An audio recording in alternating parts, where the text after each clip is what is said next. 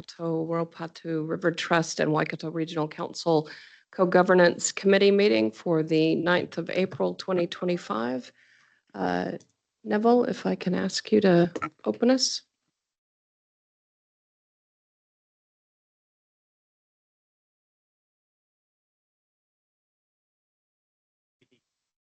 Kia kouta. Te haramai ki tō tātou whare I tēnei hata. O reira ki ingoa tātou. Mai e te pāpito, mai e te arohama.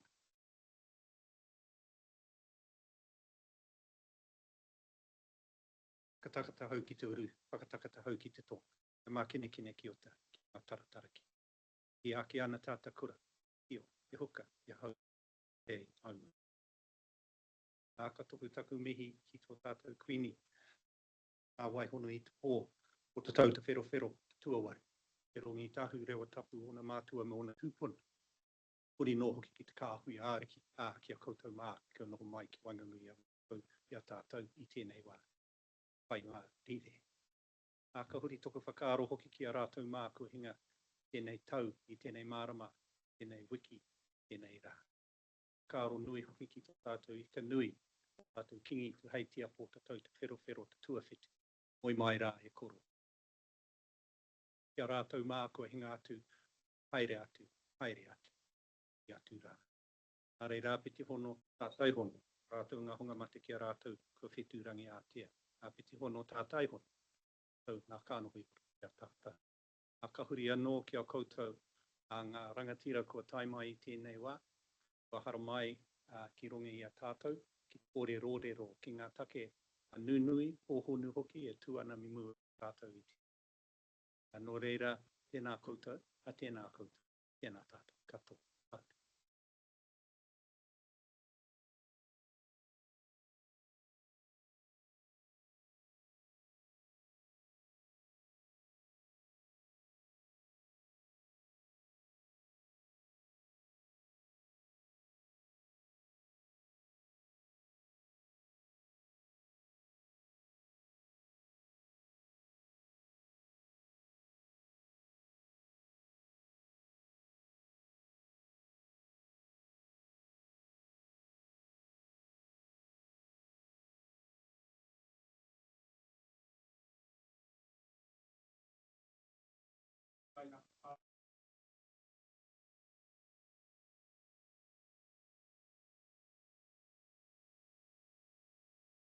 E kōrero akia, I mō te tātou nei, kiari ki I mai ngā kōrero, te mātou. E mō akia.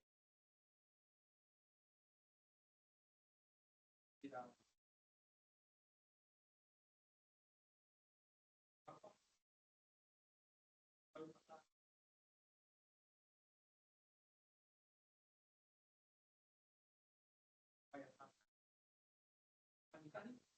Mai degree that tātou.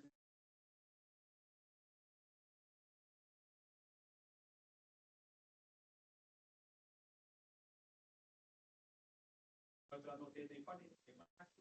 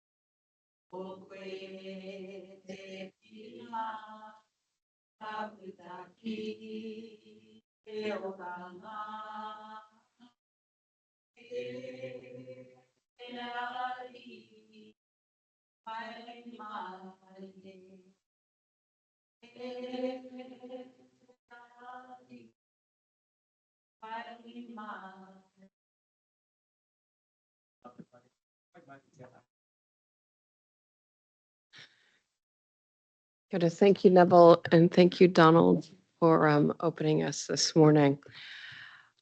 All right. So Madam Co-Chair, we've had a bit of a discussion prior to this meeting, and I'll take us through the formalities. All right, do we have any apologies? Apology from Hinerangi. Any other apologies to note?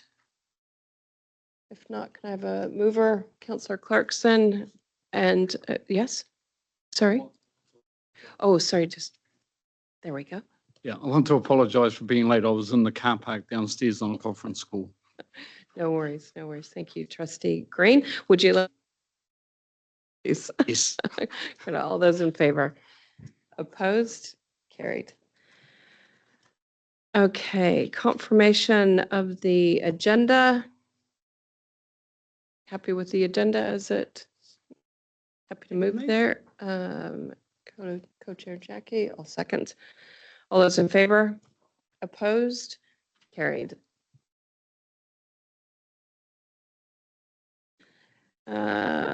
Disclosures of interest, any new disclosures of committee members or disclosures in relation to items before the committee this morning? No. All right, we'll move to the health and safety statement. I will get Brooke to just take us through that, just in case we've got new people in the room. Okay, if there is an emergency, I'd ask that you just walk out these two doors here and to the right.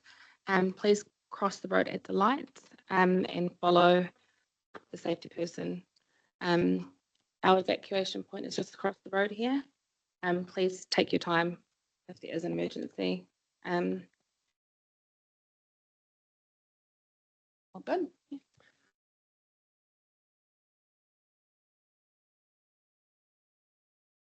Sorry, oh, do we need Wi-Fi access? Okay. All right, if you're having trouble, Brooke will come over and help sort you out. All right. Okay, so we've been through the health and safety. So we'll go to our first item. This is item 6.1, page 18 of your agendas. This is the minutes of our previous meeting from the 17th of December. Any comments? Any? Yeah, just one Yes. comment from me, Madam Co-Chair. At page 23.5, after the action, just in relation to the appointment to the Waikato Scheme Subcommittee, if we can have the last part of the final sentence either removed or changed. Says, at this time, there has been no interest forthcoming.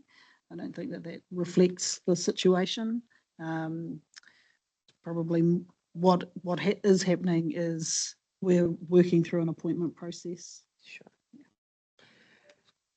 All right, so we'll make note of that change. So we'll just put the full stop after committee. Is that right? Is that where you just want a full stop there? Yeah. All right. Other than that, do I have a mover? Councillor Nickel? And second and Trustee Turner. All those in favor? Opposed? Carried. Okay, we'll go on to item 7.1. This is page 27 of your agenda. Māori participation in the 2025 local elections. I believe Molly is going to speak to this item.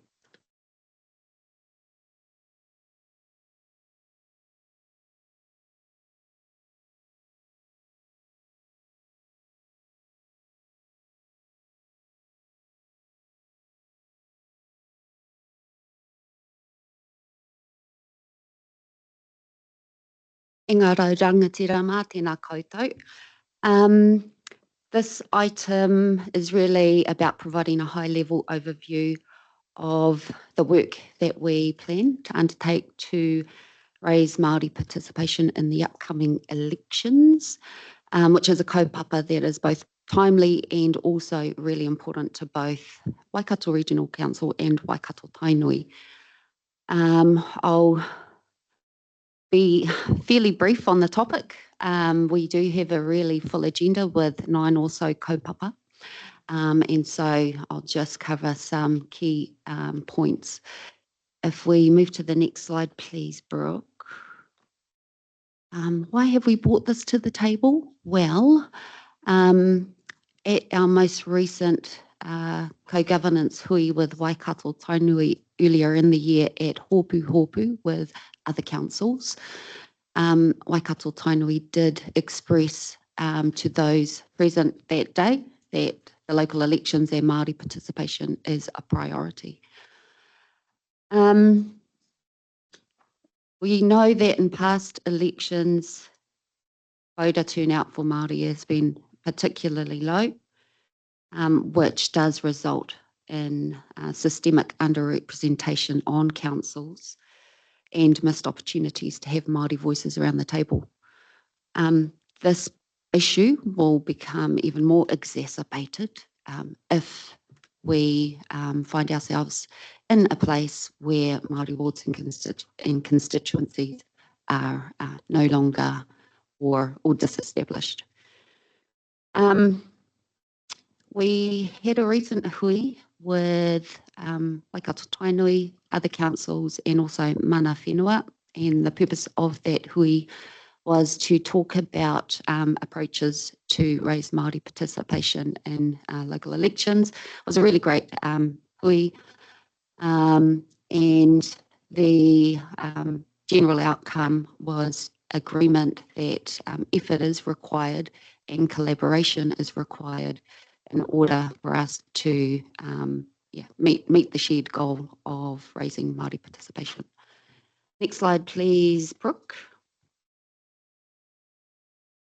I just wanted to highlight that election-related decisions do need to remain apolitical, and so this kaupapa is brought to the table as information only. The Chief Executive holds responsibility, and that responsibility is given to him in the Local Government Act and also the relevant electoral acts. Essentially, he has a responsibility to ensure accessible and fair election processes, promote public awareness of the election, support targeted outreach to underrepresented groups, and so groups like Māori, of course, who we know are unlikely to participate in elections to the level that others are, and also encourage candidate diversity. Next slide. We know that many don't understand the difference between what we do as a regional council alongside what local councils do.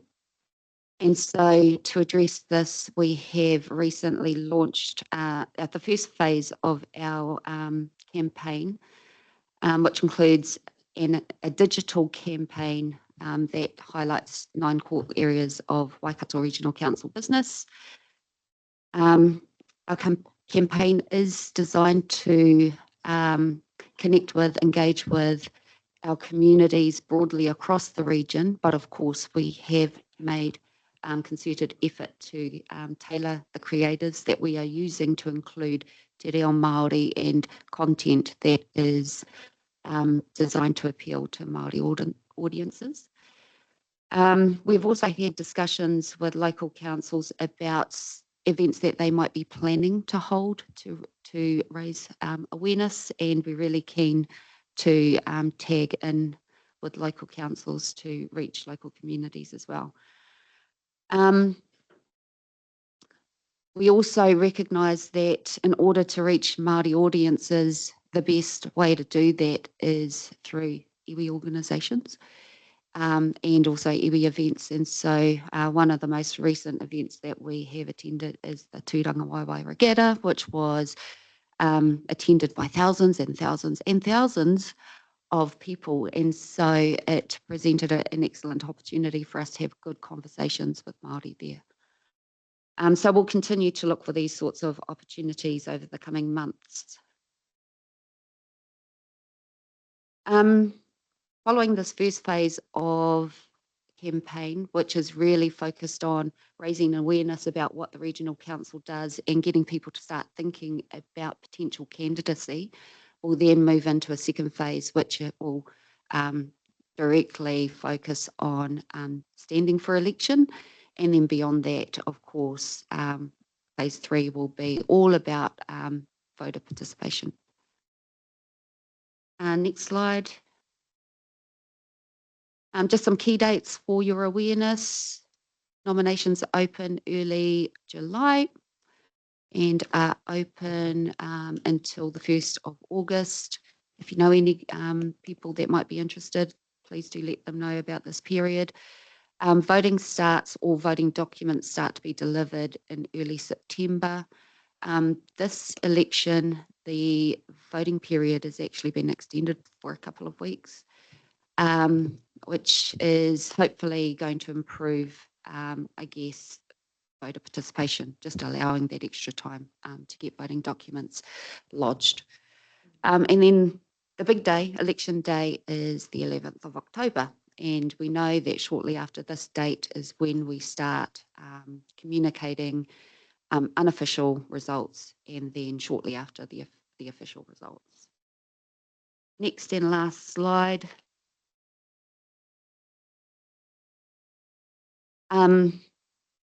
Just wanting to give you confidence that we have set ourselves some metrics, I guess, some targets that are related to increasing Māori participation in both candidacy but also voter turnout. We can measure these things, and also having a look at the success rate, I guess, or the engagement rate of our digital and event engagement plans. So that's really the extent of the information on elections. Great. I'll leave Thank it you for there. that, Molly. Councillor Mahuta. Oh, your light's on. Good. Cool. You're good to go. Just making sure I'm not Mhm. going to wreck the mics. Morena tutai nei anonga mihi kia koe Māori. Couple of questions asked that I think might be helpful for trustees is the other councils will have to make decisions about Māori wards. What's our statement in that case? Because we're not doing that this round. Just so it's clear, what's the soundbite for Waikato region about our Māori wards? Maybe 2 sound bites. The first soundbite is, as we know, Waikato Regional Council is not required to go through the process of referendum because the decision to introduce Māori constituencies way back in the day was subject to poll provisions. Second soundbite, whilst we might not be going through the process, our effort would be to enhance what councils might be putting out there in terms of information regarding how to participate in that process. No, ka pai. It's more about the wards because that'll show up on every other council except ours. And given that Waikato-Tainui, we're an iwi that supported the implementation of the wards at this council and then not asked again. So in all the reviews council has done of the efficacy of Māori seats and whether to continue them, will we go back to the iwi at some point and ask that question? Because in the 2 reviews we've had since I've sat here, it's only been a decision of council looking at ourselves. So just asking within the context of the JMA if that's something council has asked for or will seek to do in future reviews of the Māori ward and constituency seats. Good partai. And the last time we did do a review was in 2019. And so council has fairly recently reconfirmed its commitment to Māori constituencies. Yes, both times we've gone through that process. We haven't gone back to iwi partners to check in. We've just made the assumption that it is supported. However, that doesn't stop us from checking in. And given the feedback, we'd be happy to do that. Thank you. Kia ora. Any other questions? Oh, yes. Trustee Turner. Yeah, kia ora through the chair, and it's just to add to the partai around the collective mahitahi of the councils and WRC, and what are some of the priorities, collective priorities we're focusing on. Because I think for Waikato-Tainui it is around the Māori wards. So I'd be really interested to see what that piece of work looks like, and has there been any advancement on the invitation from the all councils meeting around looking at what those collective priorities are. Kia ora. I might just hand over to Mara on that one, if that's okay, Mara.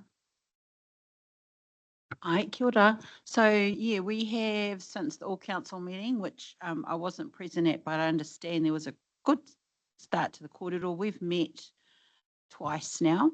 We have a further hui coming up on the 17th to refine our approach. I guess in the other councils, we are really concentrating on the referendum. We met with Dale Ofskovsky last week, who's running the referendum, and he shared with us the question. So we're going to focus on people understanding, you know, the question in terms of the referendum. Obviously, we'll encourage participation, but it is a shared approach, a collaborative approach across all our JMA partner councils. It was highlighted that because the regional council has Māori seats, that the other councils have got more of a push in that space, but a recognition that unless we all get on board, then the referendum will not go through. So, yeah, it'll be in person at Pokai. From our perspective, we understand 45 places to vote at the Hamilton City Council. Waikato District is attending to Pokai to promote participation and voting. So yeah, next week, 17th of April is our next hui, and then we'll pull together the program that we can share. So the program of events, the online campaign, and I've already heard Marley's lovely voice on the radio promoting that. So yeah, it's moving, it's progressing. Does that help, Marley? Yeah, it does. Kia ora. Right. Now, sorry, Donald, did you have another, did you Yeah. follow on? So the part is it's okay that we're sitting as in Waikato-Tainui in the different spaces. But my question is also about how is HCC and WRC connecting, and WDC and HCC and all, because it's okay to talk kotahitanga and with the space that we're talking with when we come to our JMAs, but sometimes we're not certain on how the other partners are doing and talking, like together on that kaupapa of kotahitanga. So I'm just sort of putting it there because sometimes when we go to hui, we're doing okay between us, Waikato-Tainui, but are the others doing and sharing and working collectively? Not sure, but I'm just actually asking the part. Yep. I'm happy to respond to that one. We do have a regional grouping of electoral officers and officials that will be, I guess, leading the election process for each of the councils within the Waikato regional area. We do meet on a regular basis. We've met a couple of times already this year to talk about all processes related to the election, so that we can find the opportunity to collaborate and have consistency where consistency is appropriate. So those discussions will continue with other electoral staff right up to the election and beyond. Got it. Now, I'll come to you, Councillor Smith, but just so we're all clear, Councillor Smith is the alternate on this committee, and it is not, since we didn't require an alternate, he's not here in an official capacity, but happy to. So my question is, I was in a meeting recently and some discussion took place which has left me utterly confused. And it was over the point of the purpose of the Māori ward. And my understanding is the oath of office that we all take as councillors is to represent all the community on all things. But there was a comment that I asked for clarification and repeated that essentially said that Māori constituent councillors were there to represent the issues of Māori predominantly and not the rest of council. So I just want to seek the clarification from Tainui as to what their view of their representative should be, and to capture that in the publicity that goes out with potential candidates, what their role as a councillor actually to do? Are they there solely for Māori or solely for, predominantly for Māori, but to engage in everything? So I'm not, I thought it was all-inclusive. We deal with everything, but their view as a Māori, they're the experts that we should listen to within the council. So I just would like that clarity, and also if that's important, that it be taken on board by the staff. Thank you. Kia ora, just before I defer to the iwi, in my experience, I'm a sworn member with the same responsibilities as everyone else around the table, and I've been deputy chair of the whole council, not of the Māori part. It would be a nonsense to say rural councillors only represent farmers. So I think it's with the same regard. Yes, I'm an expert in Māori community relationships. I'm not everybody's Māori wiki. I'm not your translator.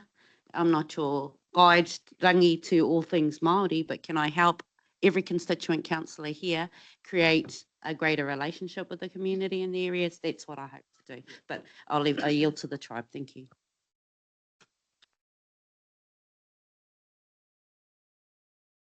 Anyone want to respond? Madam Co-Chair?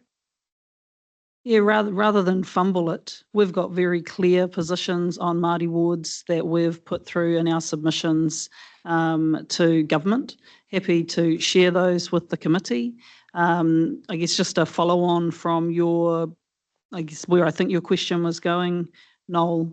I'm really interested in what the bounds of WRC are, and really, because you're not considering the question, in advocating and celebrating the benefits that Māori wards bring to the table as we go through this process. So I'm really interested from a legal perspective how far you can go with that, because I'd really like to see you go there.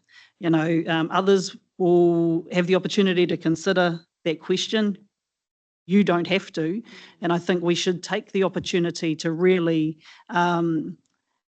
lead and show why Māori wards are important, the value that they bring, and also, to your point, I guess express, well, I think Tippa's been in the role for a long time and she's explained that well.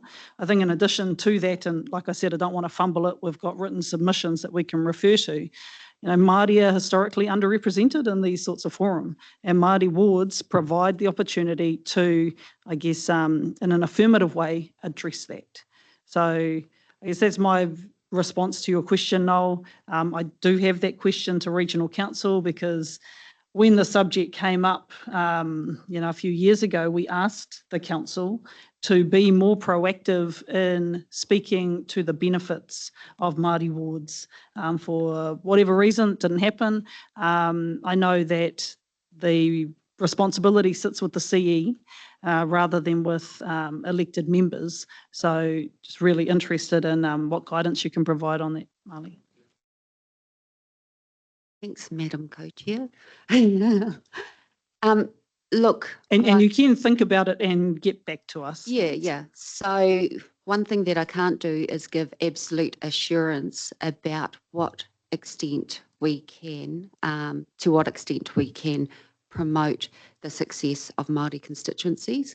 I would have to go away and think about that, because there is the risk that it could be challenged in terms of promoting an outcome of the referendum. But as you say, we are not holding a referendum, and so there might be a bit more flexibility for Waikato Regional Council to do that. But before we did go down a pathway, we would just want to be absolutely sure that we are not going to undermine the electoral process. But leave it with me, I'll have a look. Thanks, Marley. If that can be noted as an action and an action for us to recirculate our submission on Māori wards. I did have another question around participation.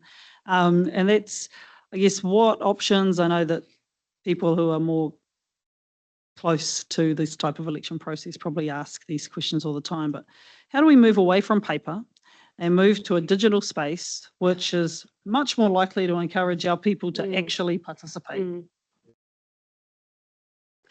It would require an update of the legislation, because at the moment there are only two options available. One is postal voting, which is the option that all councils across the motu sign up for. And the other is what you see at central government elections, which is ballot by ballot on the day, turn up, cast your vote.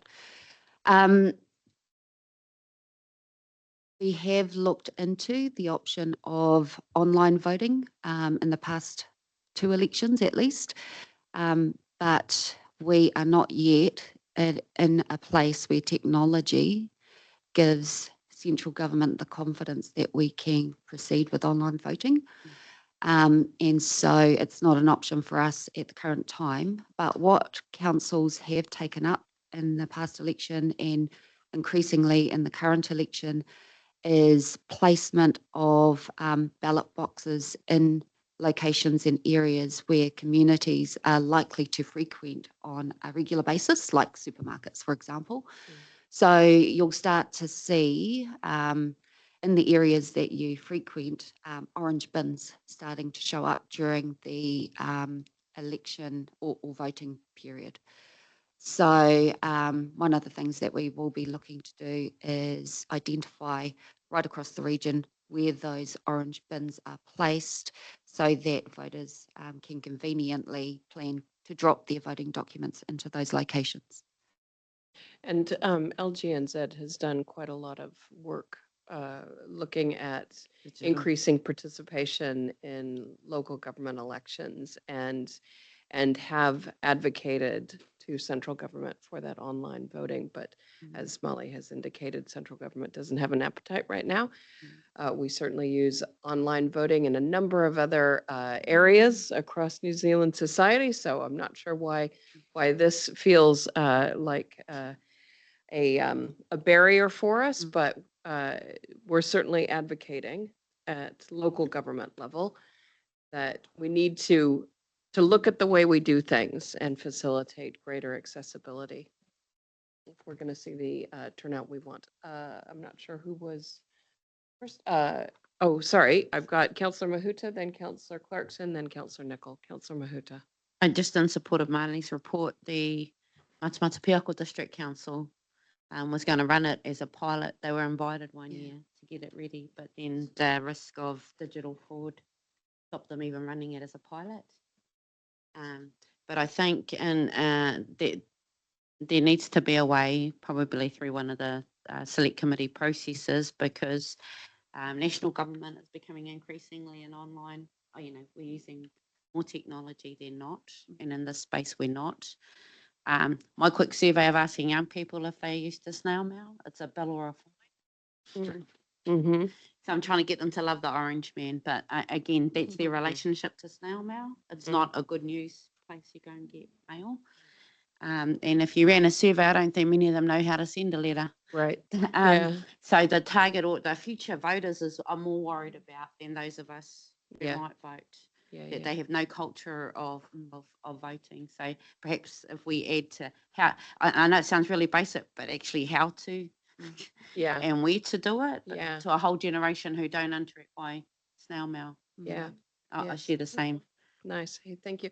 I've got Councillor Clarkson and Councillor Nicol, but I just reminding the committee we have quite a lot of agenda items today. So if we can progress quickly, that would be great. Councillor Clarkson. Yeah, so just to reiterate some matters around local government New Zealand. So there has been a committee tasked with doing work on this. I'm just supporting what the chair has just said, and it was led by Mayor Nick Smith from Nelson.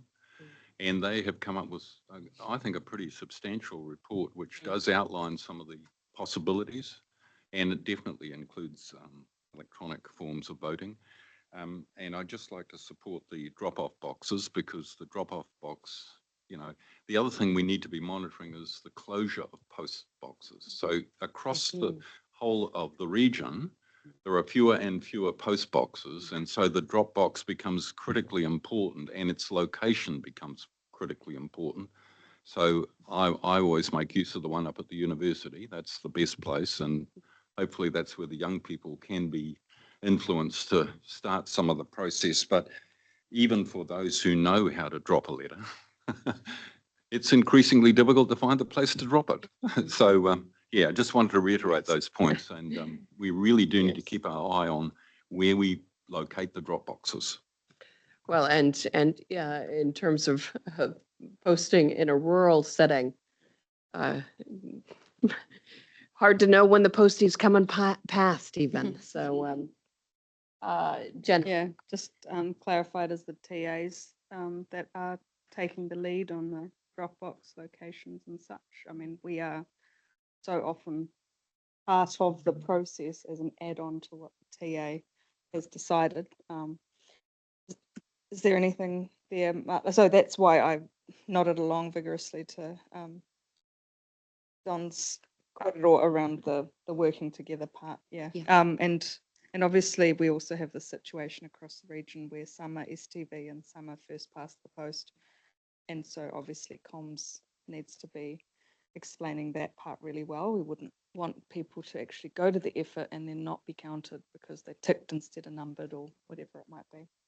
Yeah, good thanks. observation. And just to respond to some of the things that you raised, yes, the territorial authorities are responsible for the voting phase, so they ultimately will decide where they are going to place the orange bins within their district cities. We have requested, I guess, the locations of where all these bins will be placed so that we have the regional view. And the intention is to create a map, I guess, of where those locations are right throughout the region. And we've also purchased a number of bins ourselves in case once we see the regional view, we identify where there might be some gaps, where we might be able to place some more. So, yep, we've given some thought to that. Thank you, Councillor Nicol. Nice. And maybe we can refer to them as ballot boxes as opposed to bins. Don't want our votes going in the bin, eh? No, good stuff. All right. Hey, thank you very much for your report. Do I have a mover to receive the report? In Trustee Turner and a second in Councillor Nicol. All those in favor? Opposed? Carried. All right, we now go to item 7.2. This is on page 31 of your agendas, the joint actions update. And we have Ashley Eden and Irving Young. Kia ora, welcome. All right, who's going to kick it off? Ashley. Morena tātou. If it's all right through you, Madam Co-Chair, I'd just like to take the report as read this I morning. might just get you to bring that microphone a little bit closer there, I get Ashley. that comment I think we every say that every time, don't we? I'll just provide a bit of a high-level overview of the report. So I'll start off in speaking to the strategic work program actions. So the strategic work program covers activities across 4 priority areas. Those are to strengthen our co-governance commitments, build resilience and capacity, improve our data sharing and reporting, and to provide leadership over collaborative projects. So falling out of that, we have several rising actions, all of which have been reviewed to bring those timeframes and actions back onto track. Firstly, the review of the joint management agreement and the co-managed lands agreement is progressing really well, and a separate report will be provided on that in item 8.1, as well as the Te Ture Whaimana reporting tool. An update on that will be provided in item 7.4. With respect to iwi capacity funding, a service level agreement has been entered into between WRC and Waikato-Tainui. It essentially sets out that council will fund Waikato-Tainui to deliver a set of specified services that covers things like policy and regulatory implementation, climate change, biosecurity, biodiversity, so quite a broad range of activities. And we will test the implementation of that agreement in the coming months. And following that, we will look to develop a joint strategy to reach out to other organisations for further funding. The regional heritage inventory has been progressed by an independent contractor that involves bringing together databases of heritage information across the region, and further clarity will come in the following weeks around the timeframe for the development of that. In respect to spatial information, there are plan upgrades to our local maps platform that's planned for delivery in August 2025, so later this year. Following that, we will look to schedule in a bit of an information training session for kaitiaki, as well as the taiao team at Waikato-Tainui on how to interact and utilise those resources. There was another point that I wanted to make, is that internally we've developed a data sovereignty governance group, and they are looking at pulling together a Māori data sovereignty framework that will set out the kind of long-term access to Māori data. So we'll be looking to bring that kōrero to the co-governance table.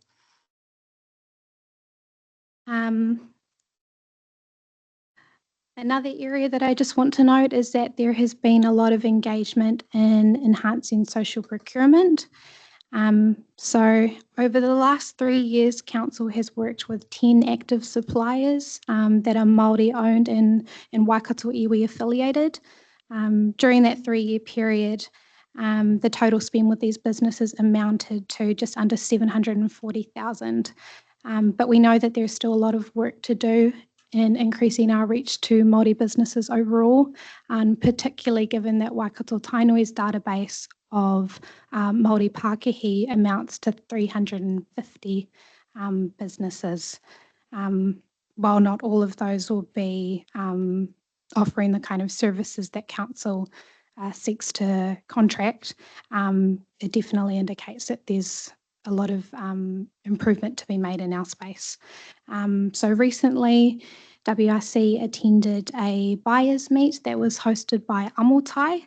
They're an organisation that helps connect buyers to Māori businesses, and at that event we spoke to who we are as a council, what we do, the upcoming procurement opportunities, and our procurement processes. Things like being health and safety ready, so that when those procurement opportunities become available and advertised online, they can jump at those opportunities. I also just wanted to note that our procurement policy has iwi affiliation as a part of that in awarding a contract. Any contract over 50K, we give a 10% weighting towards iwi affiliation, and this approach just ensures that we're considering not only, I guess, value for money in our procurement processes, but also whether we are giving great return to our communities and building our partnerships with iwi. The last piece of mahi that I wanted to touch on for strategic work program is the community preparedness strategy. And beside me, I have Irvine from CEDAM, who will speak to the draft work program that's been developed so far. Thanks, Ashley. So the community preparedness strategy outlines on page 33 refers to a draft developed from the review of the iwi response to COVID pandemic. The plan emphasizes marae and fauna readiness, training, capability development, welfare structures, and risk reduction. Following the initial agenda, Debbie, Lorraine, and Mark drafted a plan. This plan was subsequently reviewed and are supported by Maria and Glenda. This plan gives effect to recommendations identified in the response to COVID pandemic report and Waikato-Tainui strategic planning. It is recommended that the plan on page 49 of this agenda, titled Business Resilience and Capacity, be replaced with its newly developed plan to strengthen emergency management response by improving coordination, communication, and preparedness between CDM agencies, iwi Māori communities. The next step involves detailing the approved plan, specifying responsibilities and timelines. This should be done in collaboration with councils involved with the co-governance arrangements and civil defence emergency management. Thank you. Nice. So I suppose, welcome feedback from the committee members on the suggestion about the removal and replacement has just been discussed, but open to committee members to make comment on that. Councillor Mahuta. Sorry, what was your question, Pamela? Oh, it's just, there's been a recommendation through. of the removal of the current table item and a replacement with the plan. Plan. So just looking for nods of heads that the committee is happy for that to proceed as recommended. But Councillor Mahuta, did you? No, happy a- to support the work that's been done and that it be progressed rapidly. Probably from our experience in CEDAM, the iwi sits across two civil defence boundaries. That's its issue. It's not working with us, it's working with Auckland as well. And what can CEDAM do to help smooth some of that comms pathway? Because the boundary happens to run between us, not necessarily for any logic other than Auckland's in the north.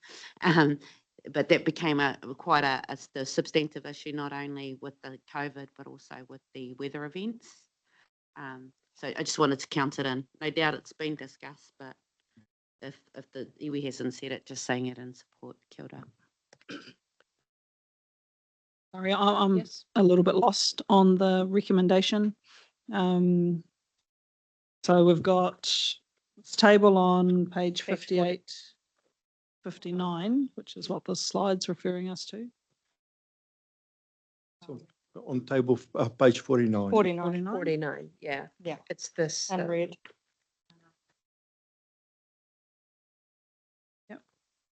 Sorry. And we just want to a comment. replace that with what? Sorry, just clarifying that the pages 58 to 59 of the agenda are pointing to the draft work program that's being developed by CEDAM. Oh, right. So are you saying that table to replace that On number page, 3? correct. Yeah, I struggled a little bit with not having titles for some of the tables. There were so many, and some of the color coding wasn't clear either. So if we could do that in future, that'll help us much faster get to it. Yeah, for me it was to jump in. I like keeping the oversight that it exists, but it is really more about knowing the percentage completion. You know, if it's not in our regional council space, but it's more in the TA space, it's just having some awareness of how are the TAs then tracking with that, so that, because when we have conversations with them, it's nice to know and give them stick if we're lagging behind on something, you know, just don't want to lose it completely. So if that's the proposal, that's fine with me. Yeah. Madam Chair. Yeah, so just so I'm clear, so you're proposing that the tables on page 58 and 59 get slotted into what is on page 49, Correct. right? Okay, just so we're all clear on what the Reference to, proposal is. yeah. Yeah. Okay, did you want to make any further comments? No, thank you very much. All good. And last comment from me was, it's just really cool, this entire paper, to see all the progress. Yes. So I really appreciate that the team's working on. Yeah, I just wanted to add to that, like I expressed at the All of Council Joint Management Committee meeting. I think that the progress that's been made in this Joint Management Committee in particular is really evident, and the paper that we have today just continues to demonstrate that. So yeah, really want to express our appreciation to Regional Council, your staff and our teams, who I know work together to achieve those outcomes. It's really great to see.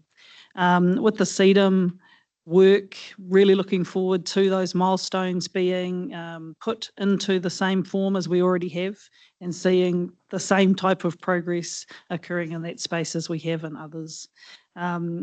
Also, just, I think it's in this paper, like I expressed at the All-in Council hui, I just wanted to acknowledge the submission that Regional Council put in on the Treaty Principles Bill.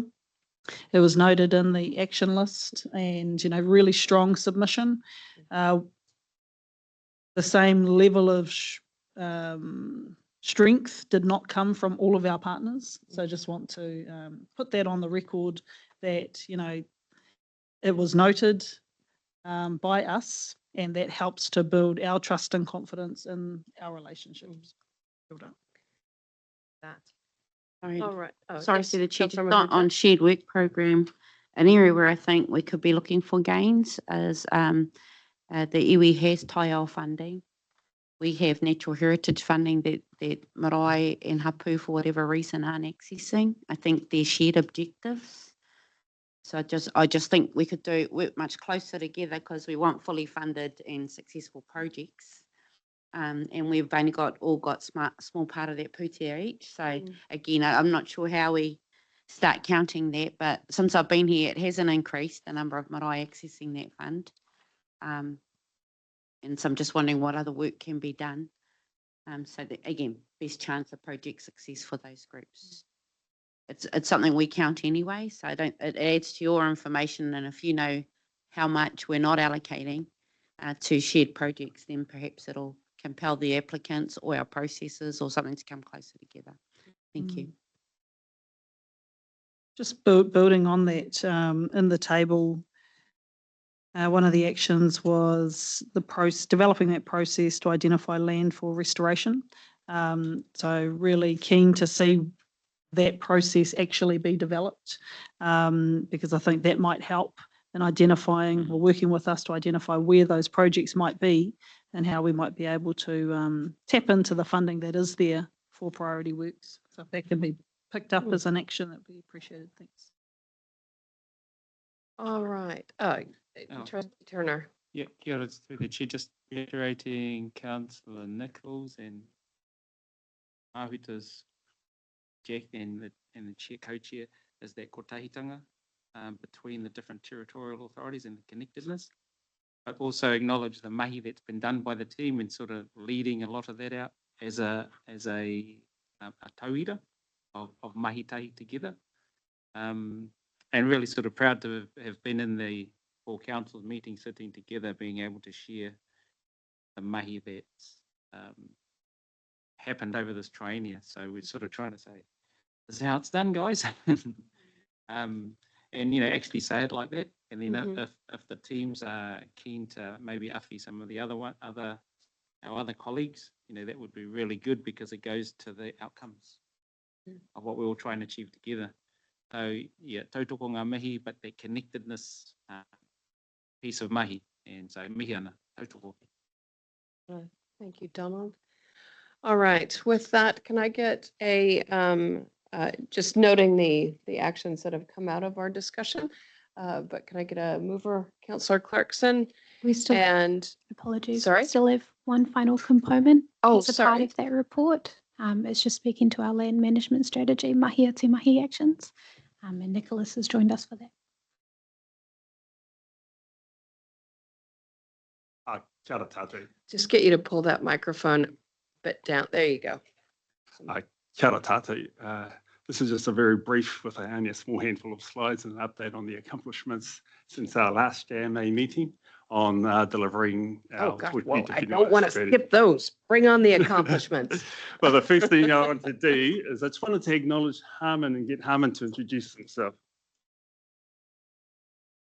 Yeah, Harmon. So my role is Council Land Officer, working with Nicholas and Jaden. Yeah, just working on this mahi atu mahi implementation. Yeah, Harmon's been quite critical. He's been doing a lot of the grunt work, and he was there from the beginning in the establishment of the strategy to ensure that we have the important building blocks in place. And he also leads the team to implement the mahi on the ground. So kia ora, Harmon. Brendan Manning, the new zone manager who has replaced Sarah Leyland, he sends his apologies, but he's carried on the good momentum that Sarah generated previously. So one of the key accomplishments that Harmon and Co have achieved is they've established the maintenance assessment report. This is a snapshot on the ground assessment of all of our settlement lands. It's not a desktop exercise. It's not done by Google Satellite or anything like that. The team have been on the ground, they've done an assessment, taken photographs, they've recorded the current state, and also noted some of the biosecurity operations that the council either undertake on the site or on adjacent sites. And they'll come up with a number of recommendations along with some generic maintenance costs. Informed by the report, a maintenance plan has been developed for all of our settlement lands. Again, it's on a site-by-site basis. It also highlights some of the types of maintenance and the frequency of that maintenance that is required. There's a cross-link to the plant maintenance plan of the council and those recommendations, so that when council and the tribe are on site, there are a number of pieces of mahi, I suppose, that need to be done, either planting, fixing up the fences, or by security matters. The plan also has an outline of budget requirements, not only for the current year, but into the future, to help inform the annual planning processes of both council as well as Waikato-Tainui to help contribute to looking after our settlement lands. And we've just given a bit of an overview of some of the on-the-ground activities that may be undertaken on our settlement land. Again, falling out of the report and the plan, this is quite an important action within Toitu Te Whenua, because it's an annual heads up, I suppose, an annual report to Waikato-Tainui in terms of the condition of the settlement lands and what needs to be done. Harman's done an excellent job. It's quite a comprehensive report. It's going to be done every year. It'll follow the same template process. Photographs, maps, list of defects, if any, and remedial action that both the council and Waikato-Tainui will work together to fix in the coming years. The last slide is again another action coming out of the implementation plan that relates to resource consent applications upon settlement lands. And so the council, together with Jaden's team, have come up with a process to ensure that Waikato-Tainui are involved in any applications, either renewals or new applications on or near settlement lands. They may also involve our local Waikato-Tainui marae. So it's just carrying on the good cohesion and the good working relationship that Waikato-Tainui has with the Resource Use Directorate. And before I open up for any questions, Harman, would you like to say anything? No, I think that was good. I'm glad I worked with Jaden and Nick, and I think we made quite a big progress in last year. I think there are a couple of more outstanding actions, but we're working on it, and especially that wetland maintenance plan we developed, I think they will help. Great. Thank you. Thank you for taking us through that. Councillor Mahuta? No, excellent. Thank you. This one's moved really quickly in a short period of time. I think in the time of this committee sitting, actually. So I really appreciate the work done. Probably my question is to the futures. Is this something that in the long term the tribe would like to manage off us with its requisite funding and etc.? Because this is on the way somewhere. I'm just trying to land in the final destination. Is this something we're always going to hold hands doing? We do it with other lands where other people look after it and we pay them too. Again, think about it, because this can only be, it's part of the journey. We haven't arrived yet. So again, pārtai. No, it doesn't have to be answered today. But. Oh, I'm happy to answer it. I think it's always our aspiration to be undertaking this type of work ourselves. I think that we're setting the building blocks to achieve that. The shared service agreement, I think, is a great beginning to that. The procurement approach, again, the same. So I think absolutely that's the end game, is for us to be doing as much of this mahi ourselves as we can. But again, just want to acknowledge the work that Harman, you and Brent and Nicholas and Jaden have done to undertake and complete this report. It's my link didn't work, so I haven't actually been able to see the report. It'd be great if that could be distributed, if others haven't either. It's great just to see the whenua. You know, we talk about it, we look at it on a plan, but, you know, to see photos and hopefully go and visit some of these sites would be really great. and giving that opportunity to our whānau to do the same would be good as well. So I guess as we start looking at the implementation, the next steps of implementation, no doubt there'll be those types of opportunities that come up, but great work. Just want to acknowledge all the mahi and yeah, wanted to respond to Tipa's question. All right, with that, can I get a mover? Co-chair Collier and Trustee Green. All those in favor? Opposed? Carried.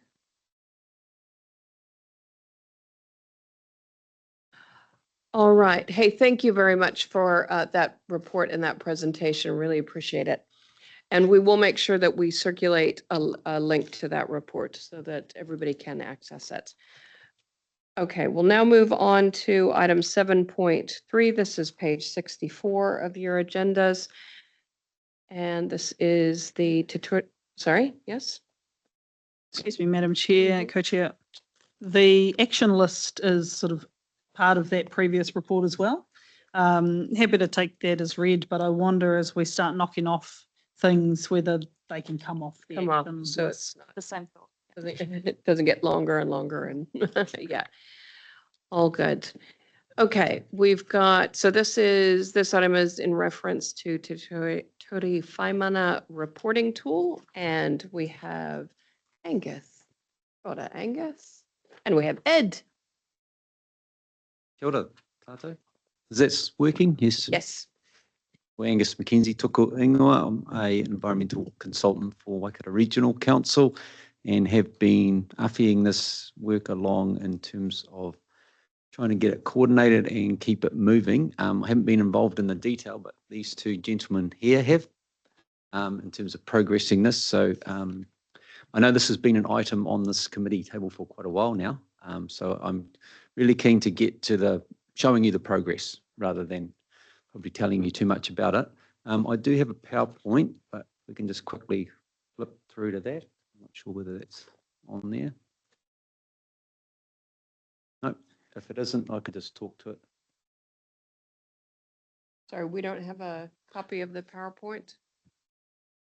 I think Tutahanga is just sharing that.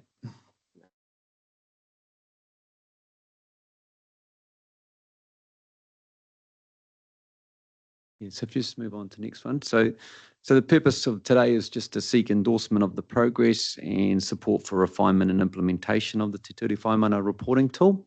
As I mentioned before, it's been on the council table for a while, so we're keen to keep it moving. Go to the next one, please. Just a bit of background. The report outlines progress in developing the council-wide tool and how it will improve how Waikato Regional Council demonstrates its commitment to Te Ture Whaimana. The prototype reporting tool aims to consolidate and communicate the impact of council's activities across regulatory and operational areas. We had some discussion around the scope of this early on and just whether that would be a shared scope or not, and we did agree to focus on those council activities in the first place. And hopefully it will enable clearer tracking of how the council's work gives effect to the vision and strategy. The green light to proceed with the development of the reporting tool, and that will bring together a consolidated view of council activities. If you just move to the next one, please, Tutahanga. That's now developed to concept, as I mentioned before, and that framework's been developed with input from operational staff from River Iwi. Move on, please. Next one, Tutahanga. So the concept and aims, just a little refresher on those. So as I mentioned before, just centering on council activities and showing those key activity areas that actually give effect to those objectives. So that's probably not all of council business, but it's a lot of it. And explaining WRC contributions to a range of audiences in plain language. I try to focus on that so it's available to many audiences. Move on to the next one, please. Track those contributions to progressing the objectives. So we're drawing explicit links between the two. And we're trying to show those sort of complex non-linear links between those contributions and those objectives. And that'll come clear as we take you through it a little bit more. And it needs to be adaptable and provide real examples of progress.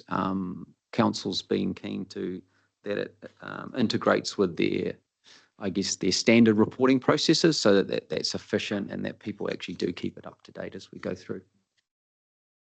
Some of the key design principles: easy to navigate, updatable, as I mentioned before. Let's move on. Next one, please, too. Flexible as well, so responsive and can adapt to changing needs as we go through.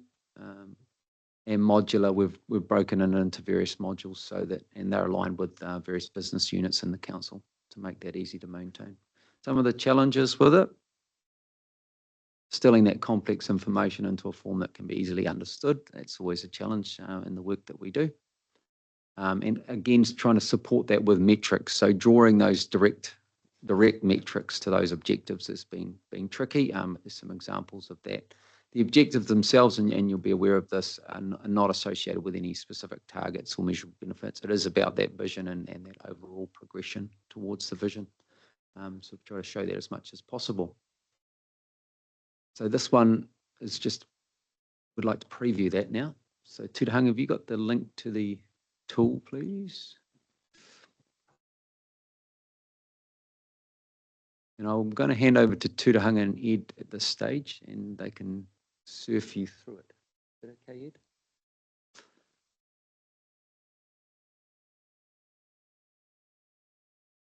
This.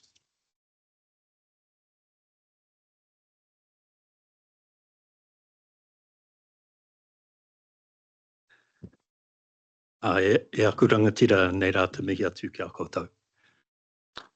So as Angus mentioned, this tool's trying to bring together data and stories across council teams. We're aiming to capture biodiversity, biosecurity, policy, catchment level activity, alongside compliance, consenting and advocacy work. The approach we've taken is interviewing teams across council to ask them for information that we can then put into the narrative and seek further quantitative information that can support that narrative. We've chosen to use a web page platform, and this is the prototype that's currently available. So this is the front end page, breaking down the basic, I should use my own screen. So a breakdown of what the reporting tool framework is, the purpose. There's some, I think they're called child pages, which are broken into the sort of specific areas of organisational operation. And we're sort of seeking feedback from you about the style and tone and level of detail that you may want to see. So the approach that we've taken so far is to have a filter that these represent the objectives. The objectives are also contained in another glossary type page that will be at the bottom of the child pages. And this sort of indicates that what objectives are being met with the narrative and work undertaken in those areas. So if I give you an example of the catchment management and Te Ture Whaimana child page, we've got a breakdown of the level of objectives met, a range of green to indicate this is an example of the type of information that we've collected through those interviews, and one example of how we could link the objectives specifically across the narrative. So this one, it gives an example of a brief description of what the objective is all about. This is brief. Just Well, they're statements that are one or two sentences. Good feedback. We have other examples where it's just objective K. So we've got to sort of strike a Yeah. balance. Yeah.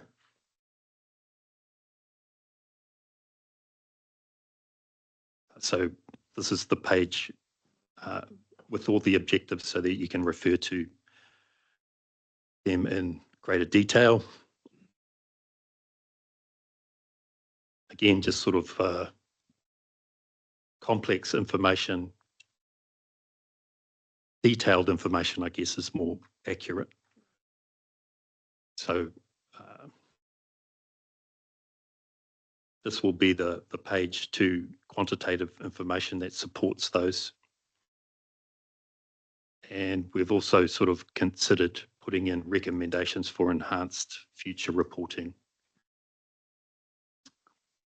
The interviews created an opportunity to discuss with teams around what not only what they're doing, and in some cases, people were focused on their business as usual and weren't fully aware of how they were supporting some of the objectives. But that was part of the process of undertaking the interviews. So we've taken that and tried to mesh it together with the objectives. Another example, just got to move this. Wait. For security and biodiversity. This one is another style that we're looking for feedback on, and this is broken objectives rather than sort of paragraphs of work operation.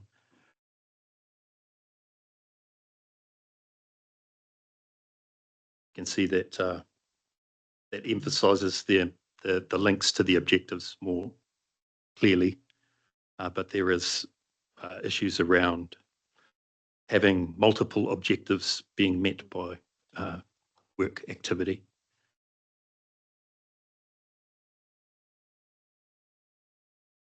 The work quality,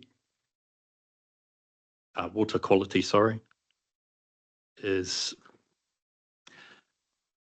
I guess a hybrid between the two. It has a reference in the narrative to the objectives, but it's also broken into more specific work activity under that work quality policy area.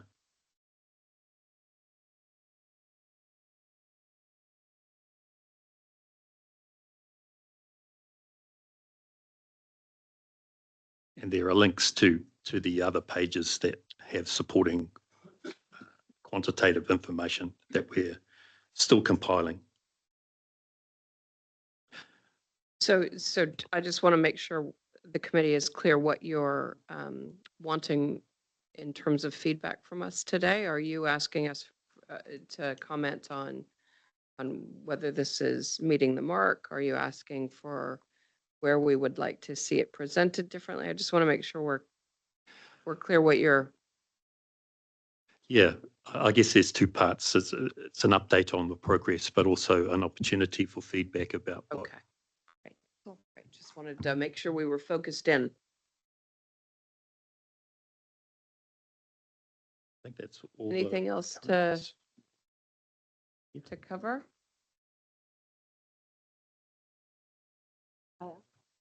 Yeah, if you could show us the water quantity one. Because eventually there will be quantitative data. So this is the final child page where you've got a breakdown and a brief mention of the objective. So a different style. And this is an example of the type of information. So essentially 3/4 of the allocation has been undertaken in the new regime. Is that accurate? Yeah. So variation 6 came in 2012, and since that time, 3/4 of the consumptive allocation has been reconsented, and it's been reconsented taking into account Te Ture Whaimana, the consenting process. And so it's examples like that that we can show up. So you would be on the initial page, which would have the narrative, but then separately would be further child pages that would either link you to existing information on our council website, so we're not duplicating, or it would take you to a specific graph that might tease out information from the consent database. So that would be then the quantitative information, which would slowly be added to over the years. The narrative often wouldn't change too much, but it's the measurables that we'll be collecting over time. Great, thank you. I've got Councillor Nicol, then Councillor Clarkson. Councillor Nicol. Thank you, and great to see some real live like authority ready to start. Because I would echo Angus' sentiment, like it's just time to get cracking with something and build in a really good feature of how to improve. Because I really liked that section at the bottom of one of the first child pages where you've got the 3 and it says recommendations for improvement, because that way if Mara had an idea, something she wants to see improved, it could go as a bullet point on that list until we've implemented it, and so people can see that they are influencing.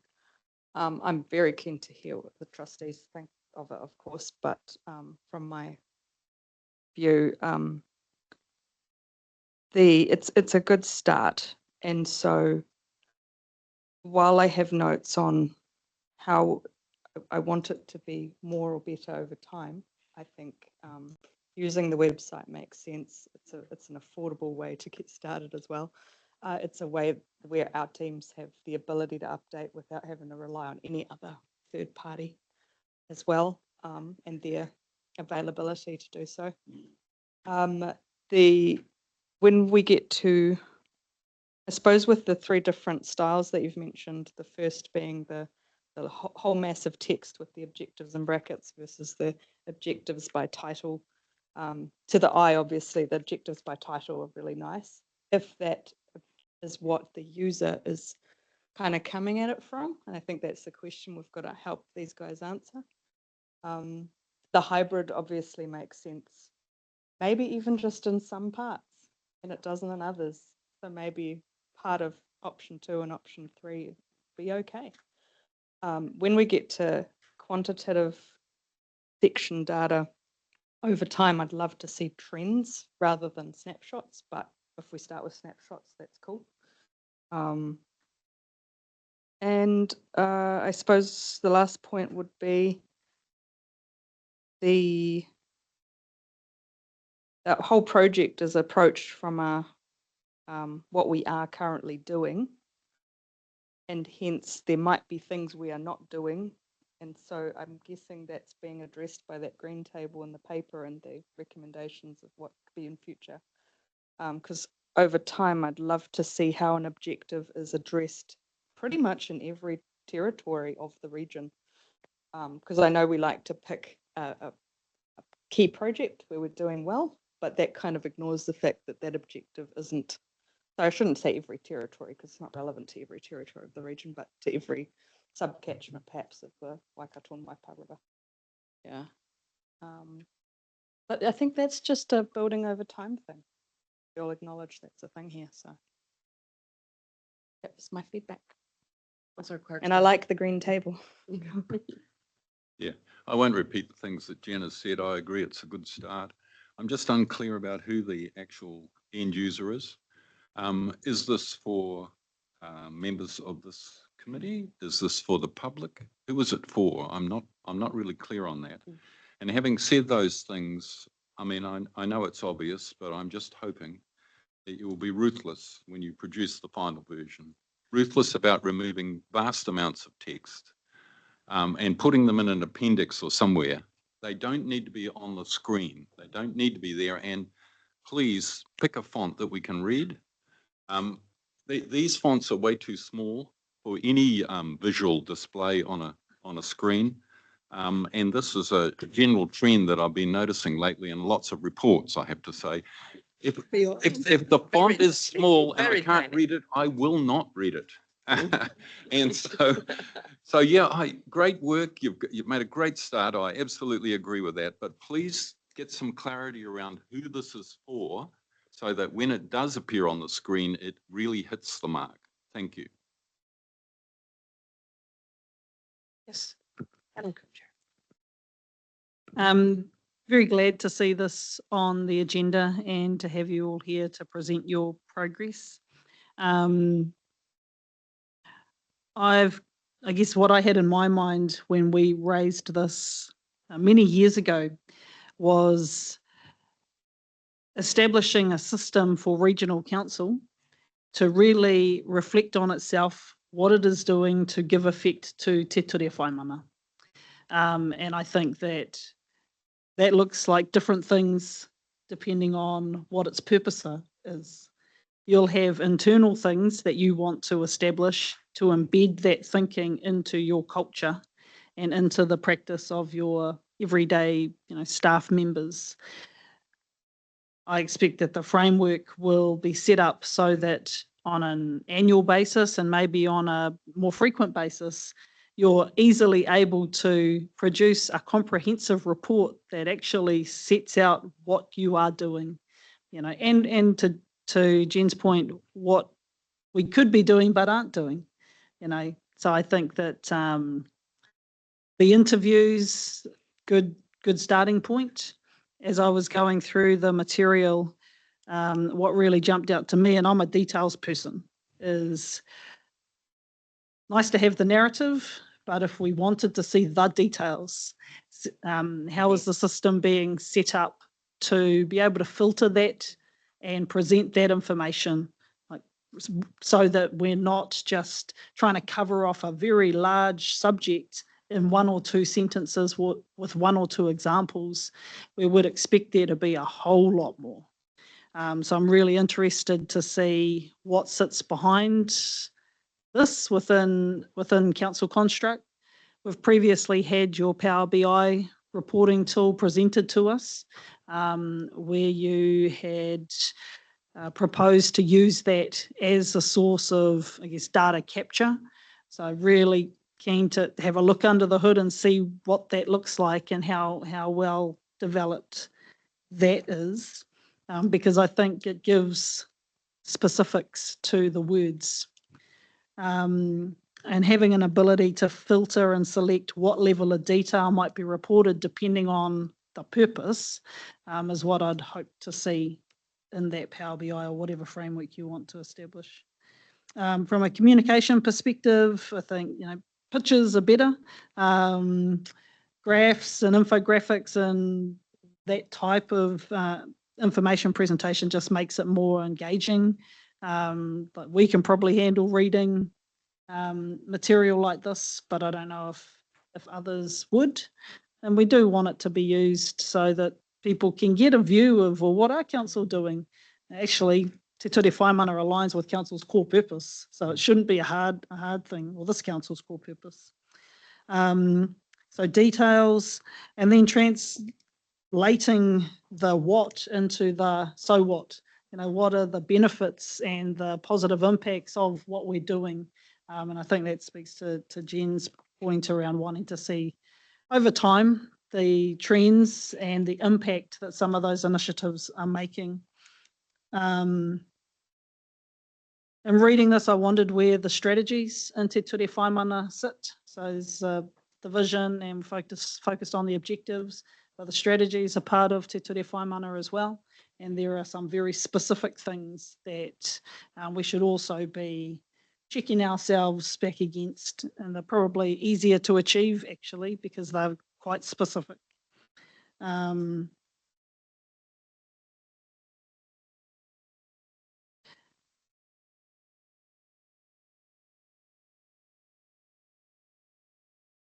Those are probably my main, and just an area that jumped out to me was where and how might you include the systems change that regional council might need to do to embed the thinking around Te Ture Whaimana into your practice. So the comment around, well, some people don't didn't really understand there was a connection. What guidance are staff being given to really ground the work that they do back to Te Ture Whaimana. And an example of that is, taking like the cumulative effects objective. What guidance are you giving to your staff to actually say, this is what giving effect to that looks like? And I know it's a lot of work, but it's, from what I've seen, it's quite inconsistent in terms of what giving effect to some of these objectives look like. And we're not going to get it, 100% right off the bat. But I think if we identify those types of improvements that need to be made, that would satisfy, well, help appease some of my concerns about inconsistency. I don't think we should let the aim for perfection cripple us. I think that we need to land something and give it a crack. And if we can, those interested can have a closer look at what's sitting behind, that would be appreciated. But thank you for the update, and look forward to seeing this on our next agenda, or our next agenda, and if possible, having a workshop for those of us who are interested to have a closer look. Thanks. Councillor Mahuta. Tautoko ngā kōrero, tuatahi mihi mo ngā mahi kōtia I a koutou. Thank you for the baseline. Decade in, I think we could say to ourselves, the scale of the job is still the same, but at least we can there's more identifiers along the way. 10 years ago, we knew the job was big and we didn't know what data we had. Now we know what the data holes are, and when the job is still big. So, I wanted to know the impact of any review of the VNS by the WRA and how that might be counted in, because this is a living repository of knowledge, I suppose. It was always thought that we needed to build, again, all that baseline data and start having a common repository. This leads to that. So just as a goal, because I don't know, in the early days, they said it's going to take 10-year blocks, 20 years till you start seeing anything happening in different parts of the catchment. We've just been through our first decade, so I'm not expecting to see a whole lot, except the things that we can report. But if this was going to hold future councils to account, I just wanted to note, every election we've got to explain to a new quorum of councillors what the Te Ture Whaimana is. We have to show them how we're accounting for it. So this is a huge help to us, and thank you to the iwi for pushing us on it, because we don't have to keep re-educating this quorum about what has been named, counted and agreed to going forward. But quite outside of waiting for the plan change, I'm trying to figure out, like, maybe that was all the eggs in the early basket, was let's get the plan change through. That would change land use, that would inevitably, but what are all the other solutions? Because again, that plan change seems like I could have had 10 more grandchildren before they arrived. So trying to say, well, what is urgent and what is current? Because we're always creating the political potential for this going forward. And maybe that's the way it should be written. It is the data, the grounded data as we can see it, but it's to inform future politics. Because I'm agreeing with Jackie here, Te Ture Whaimana still isn't BAU yet. If not so much in just our council, but across the atmosphere, the sector. And 10 years in, you'd want to say, well, what else do we do? Do the comedy show with the musical? I'm not too sure how you start getting new communities to understand something that's just fundamentally good for the Waikato. So again, looking for some creativity here. But I think council's the main audience of this report, future councils and our decision makers. And that if it satisfies a need to be accountable to iwi kei te pai, but it's not them we have to convince that the river needs saving. It's us, so kia ora.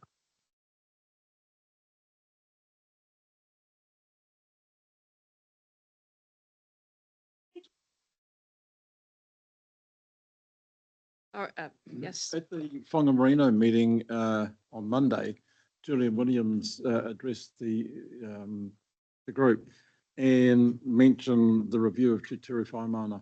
And yeah, just picking up on Tipa's immediate comments, is that it's not being fully understood or implemented across councils, and for the review to be undergoing.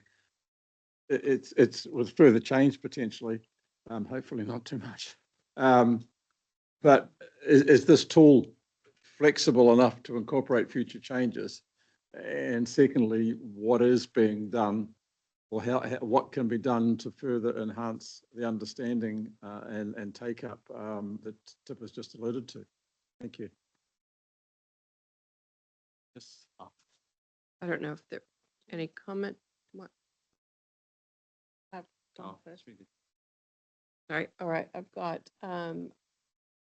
Councillor Nicol, and then I'll come to you, Trustee Turner. Councillor Nicol. Okay.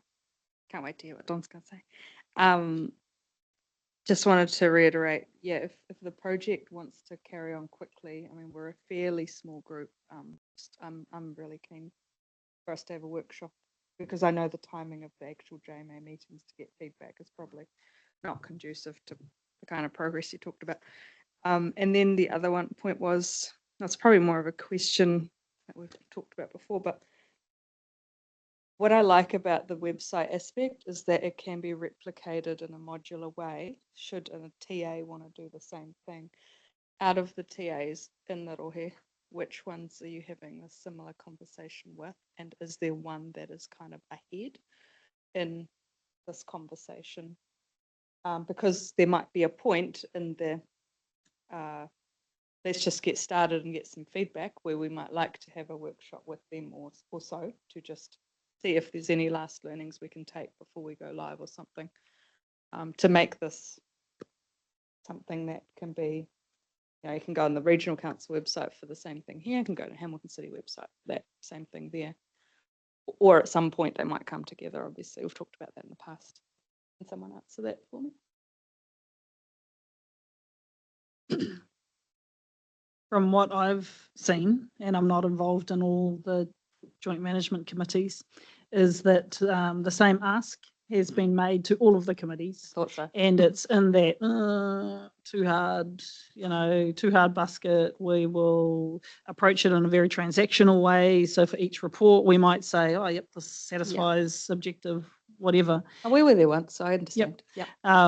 So I think the fact that this is regularly on our meeting agendas and is on our work program means that we're probably progressing it here faster than everyone else. But is there one that's like a close second? No. Okay, no. good to know. The other party that I think we need to engage with is the Waikato River Authority, because they have that role as well to, bring everyone together. So I think having their input into what's happening here really makes sense. But all right, interim step. Got it.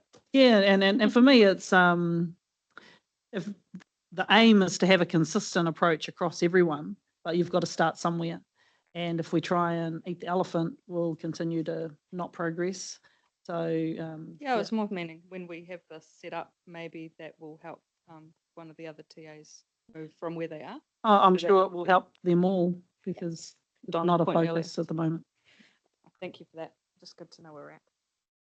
Trustee Turner. Yeah, just reiterating the future focus and the information and what everyone's wanting. What's the intent, the long-term intent, and then connecting with the other territorial authorities. But what comes out to me is the technology. How are we embracing technology to inform the future and current? So what's that investment around and collectively maybe?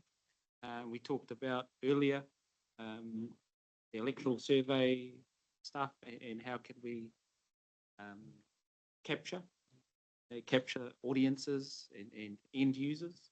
So it's probably a question back to us is about how we're utilising technology for the rangatahi perspective. What platforms are they using as well to help us move into the future?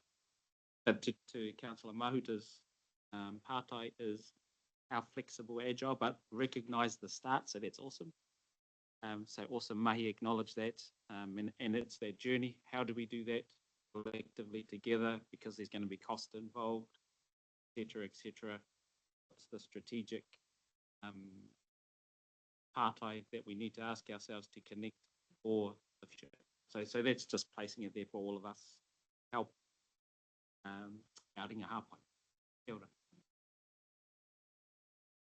Just one thing that I wanted to add was we've supported Whetu Consulting to undertake a piece of work on the whangamarino, co-funded by the Waikato River Authority and Waikato-Tainui. And I wonder if there's some benefit in the WRC team, maybe sitting with that team, just to look at what they're doing. Jaden might be able to speak to the progress that's being made. But, you know, just to, I guess, share learnings, share approaches, and try and deliver the best product possible. Tēnā rā koutou. Me atu kia katoa. Yeah, I think we can have this conversation offline. Also short, we're nearly ready to launch. We're just going through the early stages, but it's a kaitiaki monitoring app. It started that we're utilising through regional council, and this is going to help as well to that. It's exciting. It's very, very exciting, and I can go on and on about it. I could do a whole presentation about it, but we'll give it to you when it's ready. We've been working with Mike Scarsbrook and a lot of the team here at Regional Council and awesome stuff here. It's very, very exciting. It gives we've built that from the ground up. It gives the maramataka, it gives a lens, a context of Te Ao Māori, but also Te Ao Waikato. And yeah, I could have been hard to tell you the truth. So when it's ready, we'll let you know. We're nearly there, but good things take time. That project's been going since 2023. So this gives you some context on how much work's been put into it from all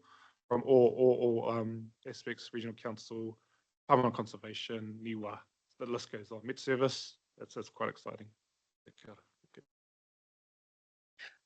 I did get a wee sneak peek. And, you know, some of the commentary we've had today about use of pictures and things that inspire connection and I suppose, deeper engagement. I think that, I mean, great work, guys. Very cool imagery coming through. So Madam Chair. looking forward to how those will connect up. Madam Chair, Yes. it's great to hear about this, but I'm really concerned. You know, DOC's got a big interest in with their responsibility for certain areas within.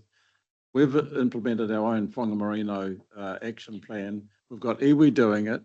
At a high level, I don't understand who's doing what and what's actually going on. And instead of looking so narrowly within the regional council and bringing in people, I just wonder whether this may be a subject for a different occasion, but the reality is, as a council involved heavily in that whangamarino project, don't know what's going on, and are we actually at a high enough level? We have a whangamarino item on our agenda later on. Yeah. All right, we do still have 6 items on our agenda committee. So just if we can move along, that would be great. Hey, thank you very much for your report. And I hope you took all that feedback with the great intent that it was meant with. So, yeah, all right. And if the action to a request to have a workshop can be picked up as well. Just like to take the opportunity to thank you for your feedback, picking up on a number of things that we've been grappling with, and the idea of, I think the statement was filtering information level by purpose. I hadn't thought about that, but yeah, thank you very much. Great, thank you. I've got a mover in Councillor Clarkson and a second in Trustee Turner. All those in favor? Opposed? Carried. Okay, we're going to do one more item and then we're going to take a very, very short break. Okay, so we're going to move on to item 7.4. This is on page 85 of your agenda, the Climate Change Alliance. And we've got Ashley. Oh, no. Tutahanga.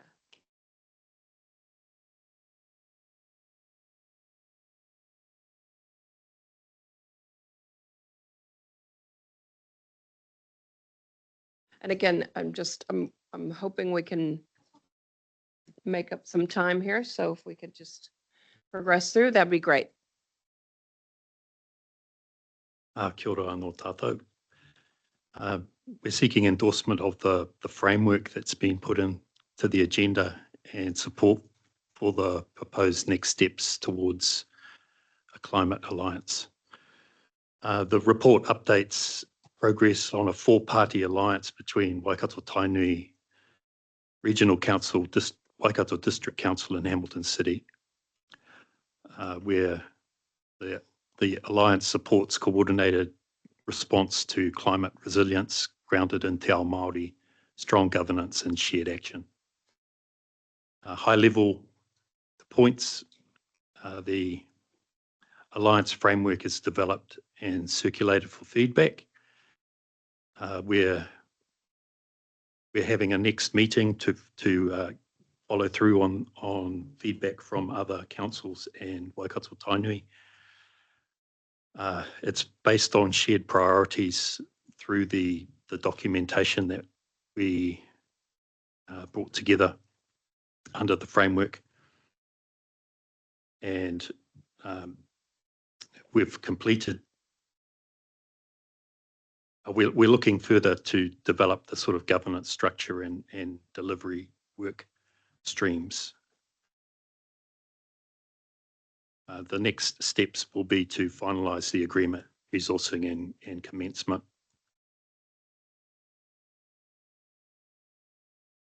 I think the report is almost self-explanatory, so I'm happy to leave it there and ask for any questions. Perfect. Any questions from committee? Oh, Councillor Nicol. It's not so much a question, so it's like constantly nagging to move this along. But no, I just wanted to acknowledge Tuatanga did a great piece of work to pull together four different commonalities between four different strategies fairly quickly, actually. Although they must, yeah. And I think that I can comment, you know, it's good to get the feedback from the trustees and other councillors now, but the work group that we've kind of got there themselves, they haven't fed back on it yet. So it'd be really good to hear something on this. And we will get that at the end of this month. I would say that while regional, this is exactly what Don was talking about before about connectedness between councils. I did observed that Lorraine Dixon was meeting separately with climate managers, civil defence people, and iwi relationship type staff from 3 different councils, 4 if you count Auckland, who I'm currently just looking at whether we can draw them in over time. And we'll see how that goes. But yeah, so hoping to come up with something after this alignment and let's say a table of things that the tribe is keen to do in this space, where there's some responsibility or things to explore for each of the 4 parties kind of in there, that we can then all have an overview at the JMA meetings, at all the separate 3 or 4 JMA meetings that exist. So we're working off the same song sheet in a way and can partner up where possible as quick as possible. So it's kind of trying to do things a little bit differently, giving it a go. Let's see how it goes. There's great work so far, Tuatanga. Waikato District's done really well in leaning in so far, has made some positive noises on this so far. Hamilton City hopefully come in a bit more next time. Trustee Turner. Oh, yeah, kia ora. Just might ask you a silly question. The stuff that we actually bring here, does it actually get applied to right across to the council, accepted by the whole council or nation? Question.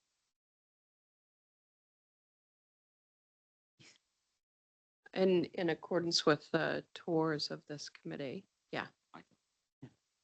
And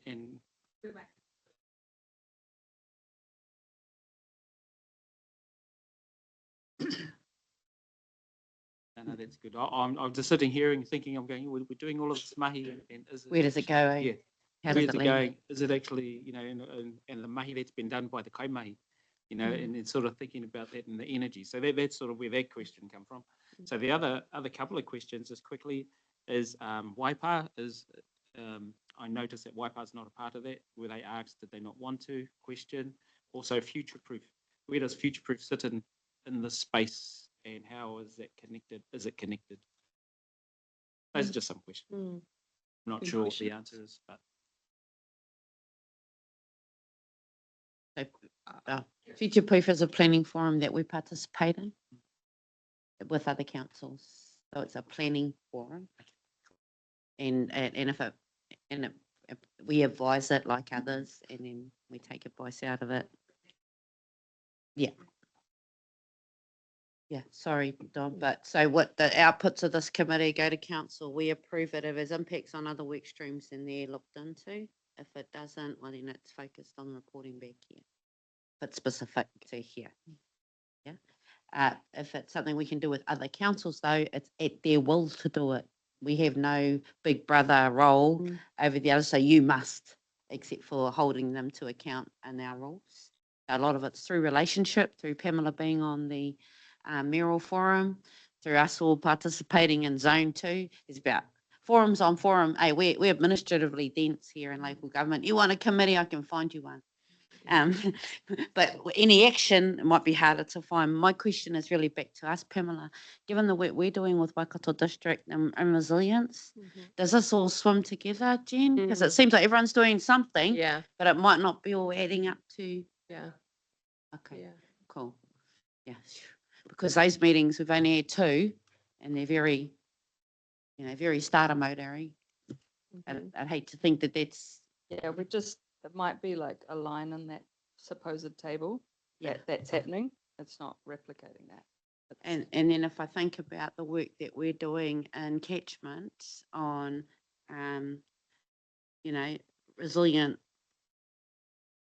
resilience of our assets and things like that, that's another committee work program that we inquire iwi to come into, but it's the whole thing about resilience too. I'm just trying to use people's time better. Yeah, I agree. Like subcommittees on work programs on outputs. I'm trying to figure out, well, if they advise here, will that just filter, like what Don's saying? Right. That filter. I think Tutana can probably speak to that. Yes, We're very conscious of not duplicating anything and only capturing an overview as such. Yeah. Yeah, I don't want to go to two meetings when I can just go to one. Yeah. I just want to take the opportunity to acknowledge Councillor Nicol and her input into this at both a governance and operational level. It's made it a lot easier to deal with. And I guess we want to focus on the sort of current work program and how we can leverage off that, but probably more importantly, sort of gearing up for the next LTP sessions across district and regional councils. I'm just wondering, Councillor Mahuta, that point you have raised, is it worth us having an action point?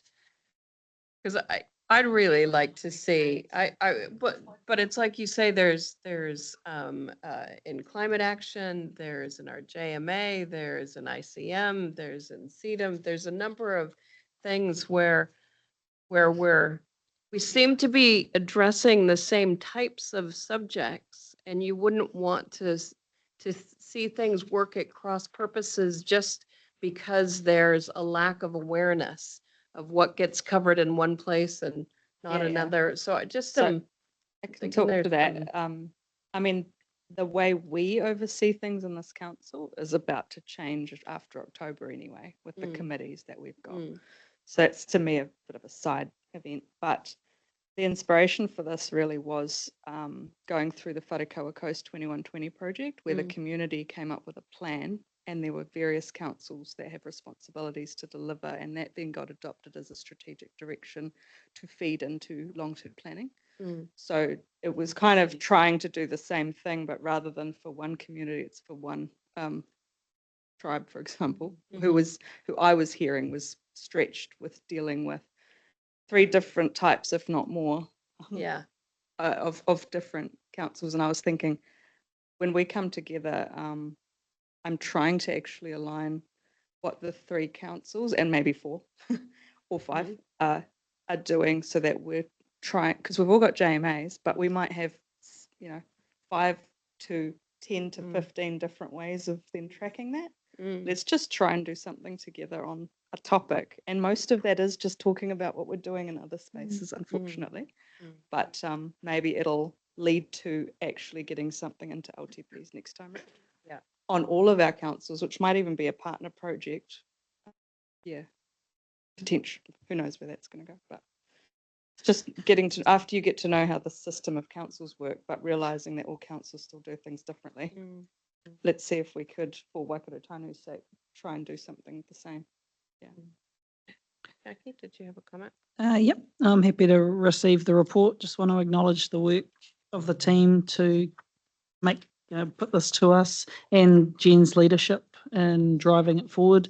I think the approach that's been taken, role models that kotahitanga that Donald's been talking about all meeting, particularly with those other council partners. Not just this meeting, like every meeting, Don. Yeah.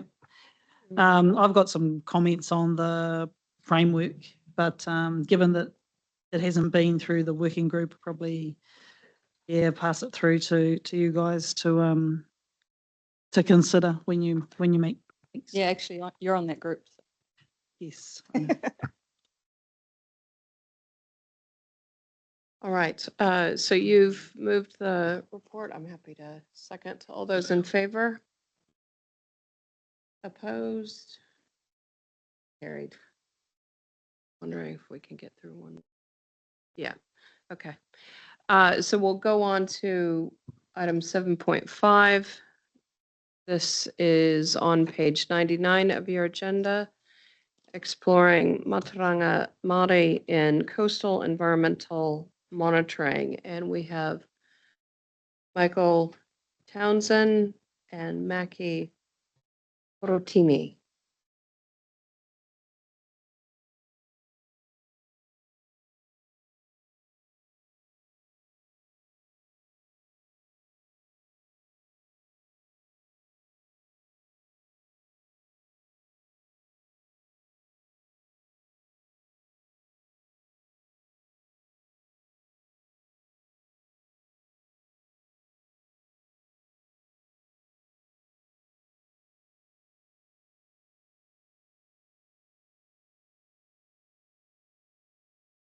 So just, I mean, you can take your report as read, but if there is some specific things, images that you'd like to draw our attention to, or information you'd like to draw our attention to, or anything in addition to what is in the report.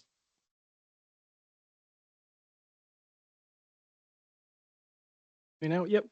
Yeah, kia ora everyone. Tēnā koutou katoa. Ko Michael Tokuinua. I'm the team leader for Coastal Marine Science here at Council. And I've been in my role for about 7 years prior to that at NIWA. So just to give you a little bit of my background. So just to provide an overview, which is mostly in the report, but just to add a few more details. Really in terms of recognizing that in the coastal space that there's quite a lot of overlap in our interests and in our concerns around the taiao. And when we look across documents like the environmental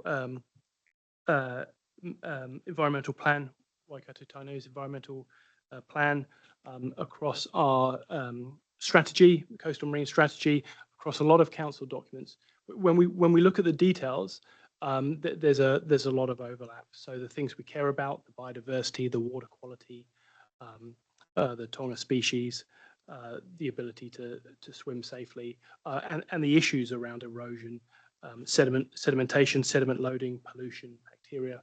There's a lot of overlap there. So really this is about looking how we can bring together information that we all want to know, and making it both available and in a format which people are happy to engage with and take up. So really this is around a 5-year pilot project which was funded through the LTP to work with Mana Whenua and go through a co-development process and really explore about bringing together different types of information and how that portfolio of information, that wider portfolio, might be of benefit to everyone.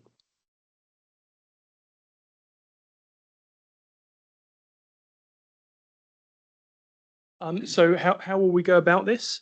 I guess the first thing to acknowledge really is that the process of co-development is absolutely kind of fundamental, and recognizing that the journey is as important as the destination.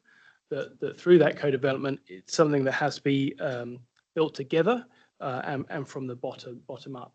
So we're proposing using the Waikato-Tainui framework or something similar, certainly the principles which are outlined within this framework, about bringing together different worldviews and navigating towards kind of co-management.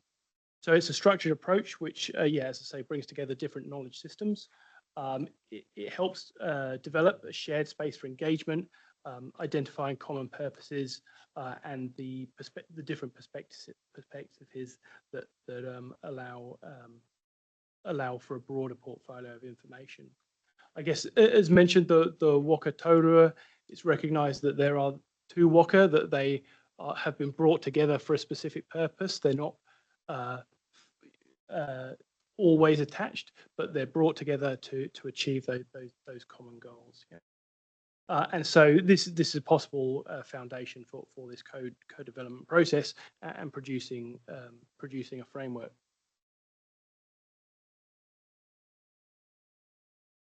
So this next slide is just as an example of the sorts of things which have been produced, but as I say, not that this is a copy and paste exercise. These two examples have been built on a lot of work through the various groups involved. So the first example on the right-hand side, the Marine Cultural Health Framework developed in Napier, which has a number of PO, and each of the PO are represented by a number of different indicators and sub-indicators, and it brings together both qualitative and quantitative information. So it's a way of enabling many different aspects of monitoring to be brought together through this lens.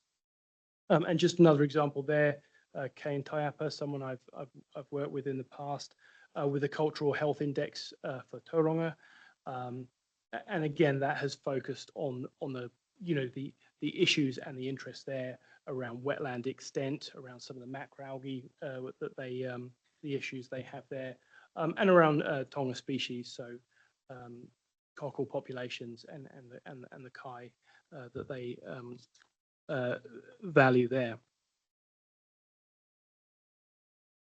So really how we see it moving forward, working together around that co-development and finding that common purpose together, and effectively having a framework that we can populate as depicted here.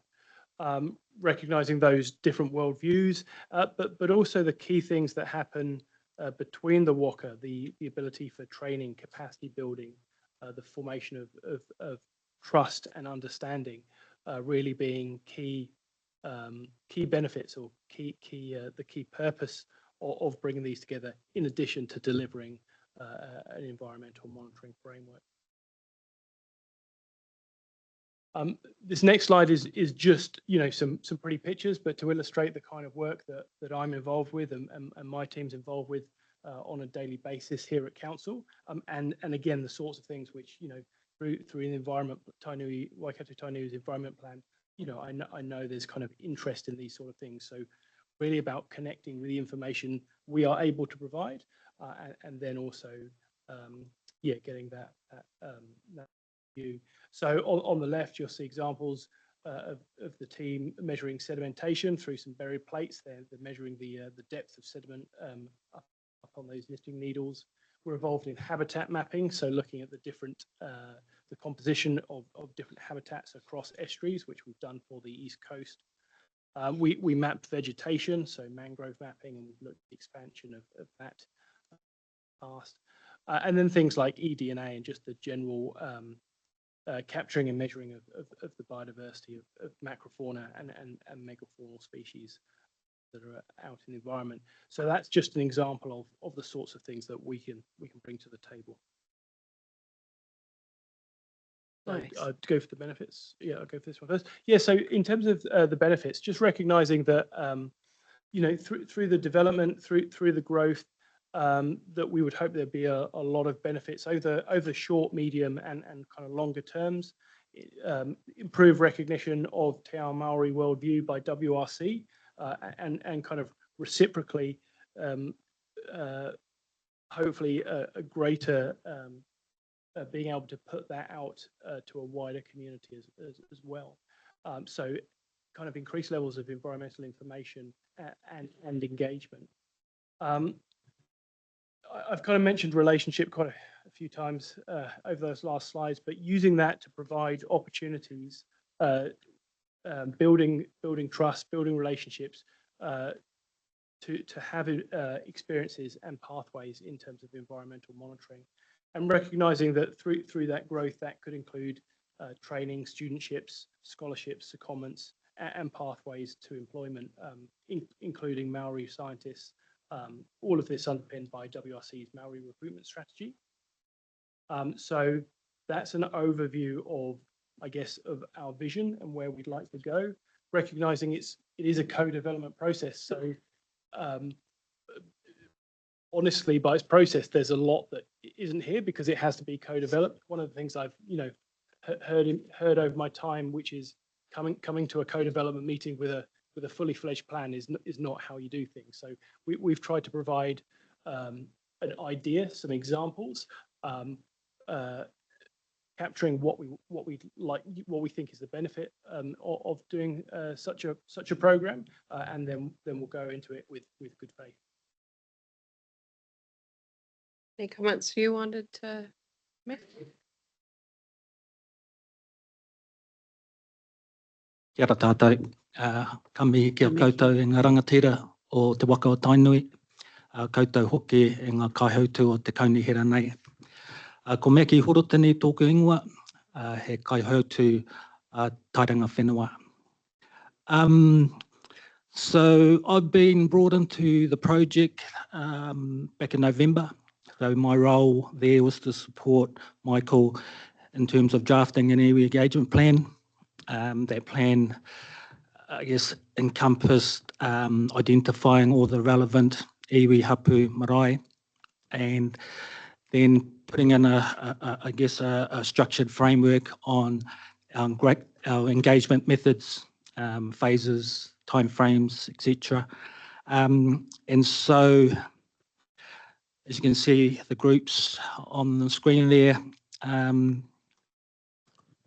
because of my whakapapa connections to all these groups, I guess it made things a little bit easier in terms of I could just pick up the phone, ring the key contacts, and then I guess start a conversation around the scope of this project and some of the, I guess, key objectives and opportunities for whānau to participate.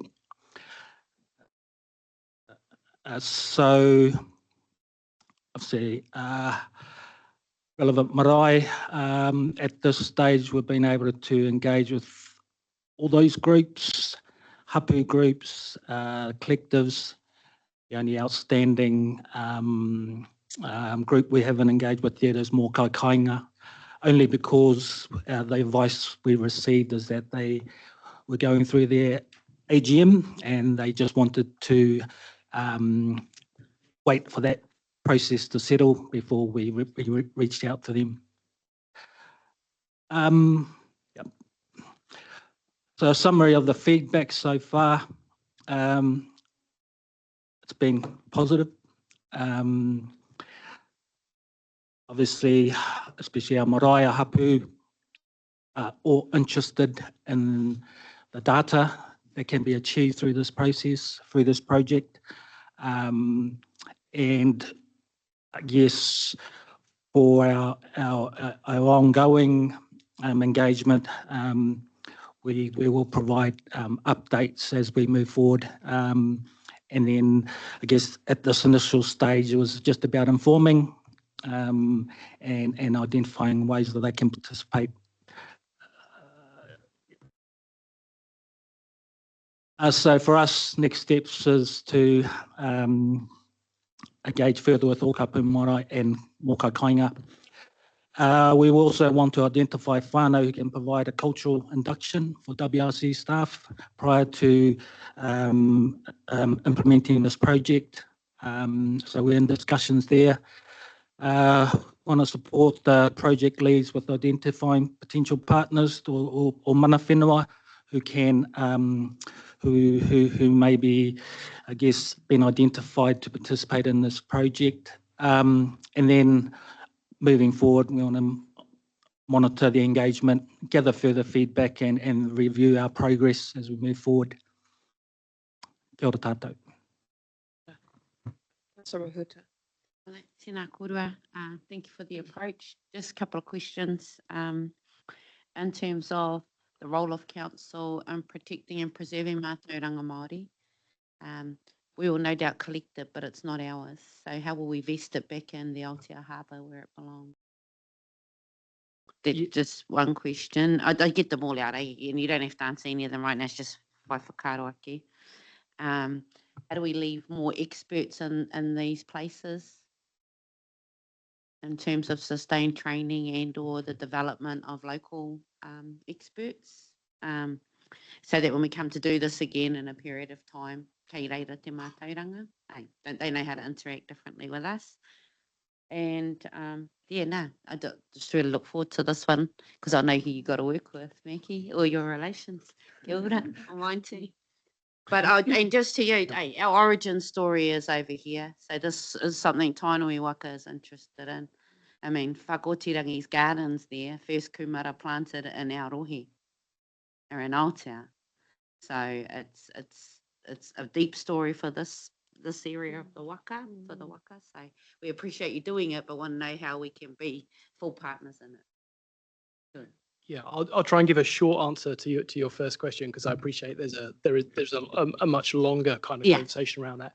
I guess principally, data collected by council is publicly available, so we would have to go into that process just fully aware. So I think there's just part of the understanding as to if we're collecting water quality data that's available, but specifically around the framework or the way things are kind of wrapped together.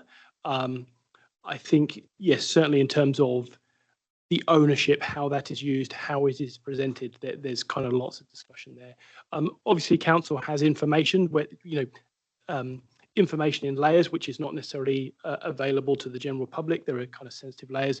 There are ways of us holding information that then means it's not available to others. And yeah, also if there are any issues with the use of Mātauranga Māori, is kind of recognizing that whilst that might be aspirational, it might not sit in this framework. It might sit over here and it might connect or it might be mentioned, but actually it's not sitting in the process. So yeah, there would be a lot through that kind of guided co-development process where we would have those conversations. In terms of the kind of developing experts, yeah, I mean, it's certainly something that's of interest to council with the Maori, recruitment strategy.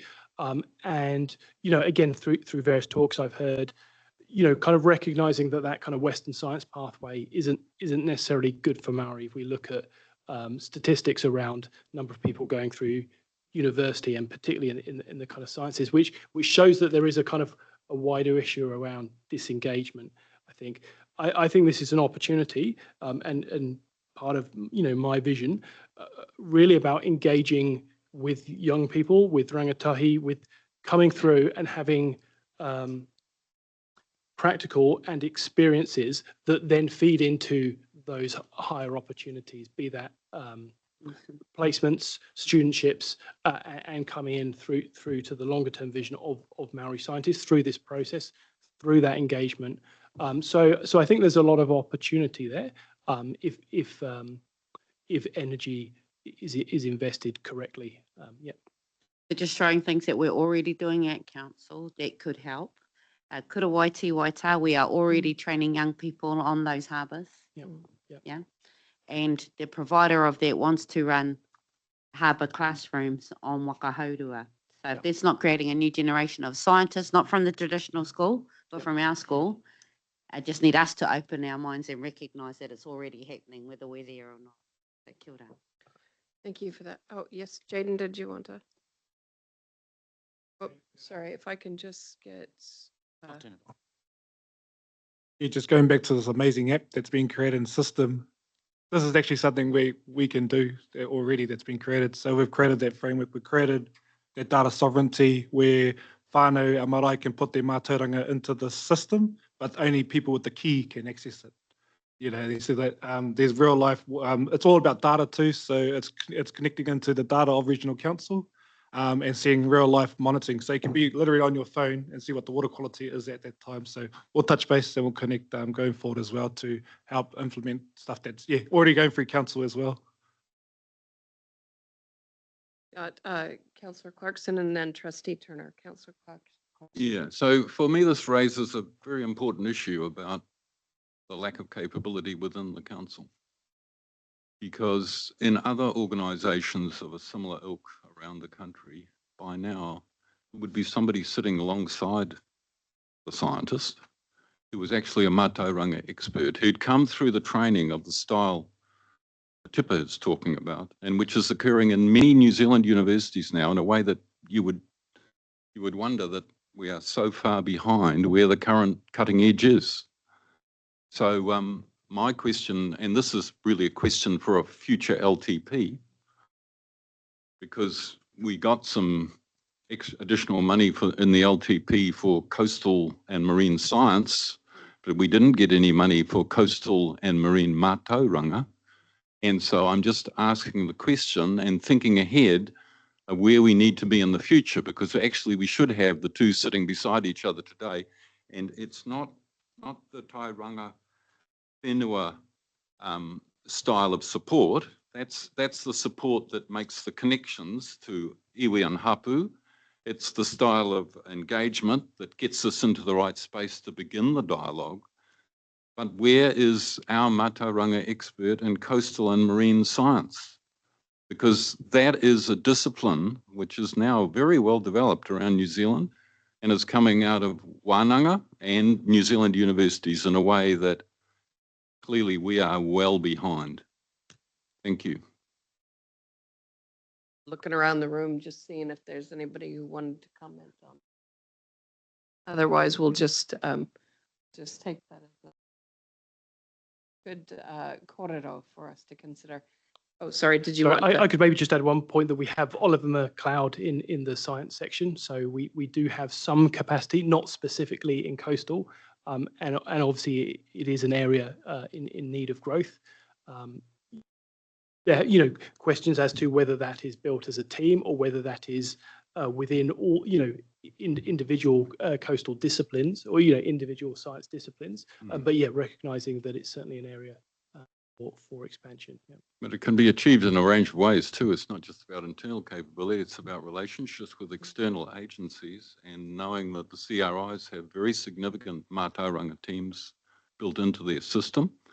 And I know that Niwa's team are also doing work over on that coast. So I'm just not getting the sense of what is the future plan here, because we are just taking what I would consider to be baby steps in this space. Kia ora, through the chairs. Tēnā mihana kia koe te huanga, me tō mahi, me tō pai, te nohana ki rungi tō taumata. So I'll probably reply to this in like tautut. Since so I heard kōrero this morning about Māori wards. So I'd say the answer is Māori ward. And the reason that is we're looking at knowledge that actually comes from a certain place, which is not a traditional place that we're used to in science. And so to answer your question, Councillor Clarkson, mihana ki tō tātou nei huanga ki konei, because in our Māori framework, what we're talking about, like what Tip is actually saying, because of his whakapapa, they've actually looked after what Tip mentioned, since te tainga mai o te Waikato-Tainui.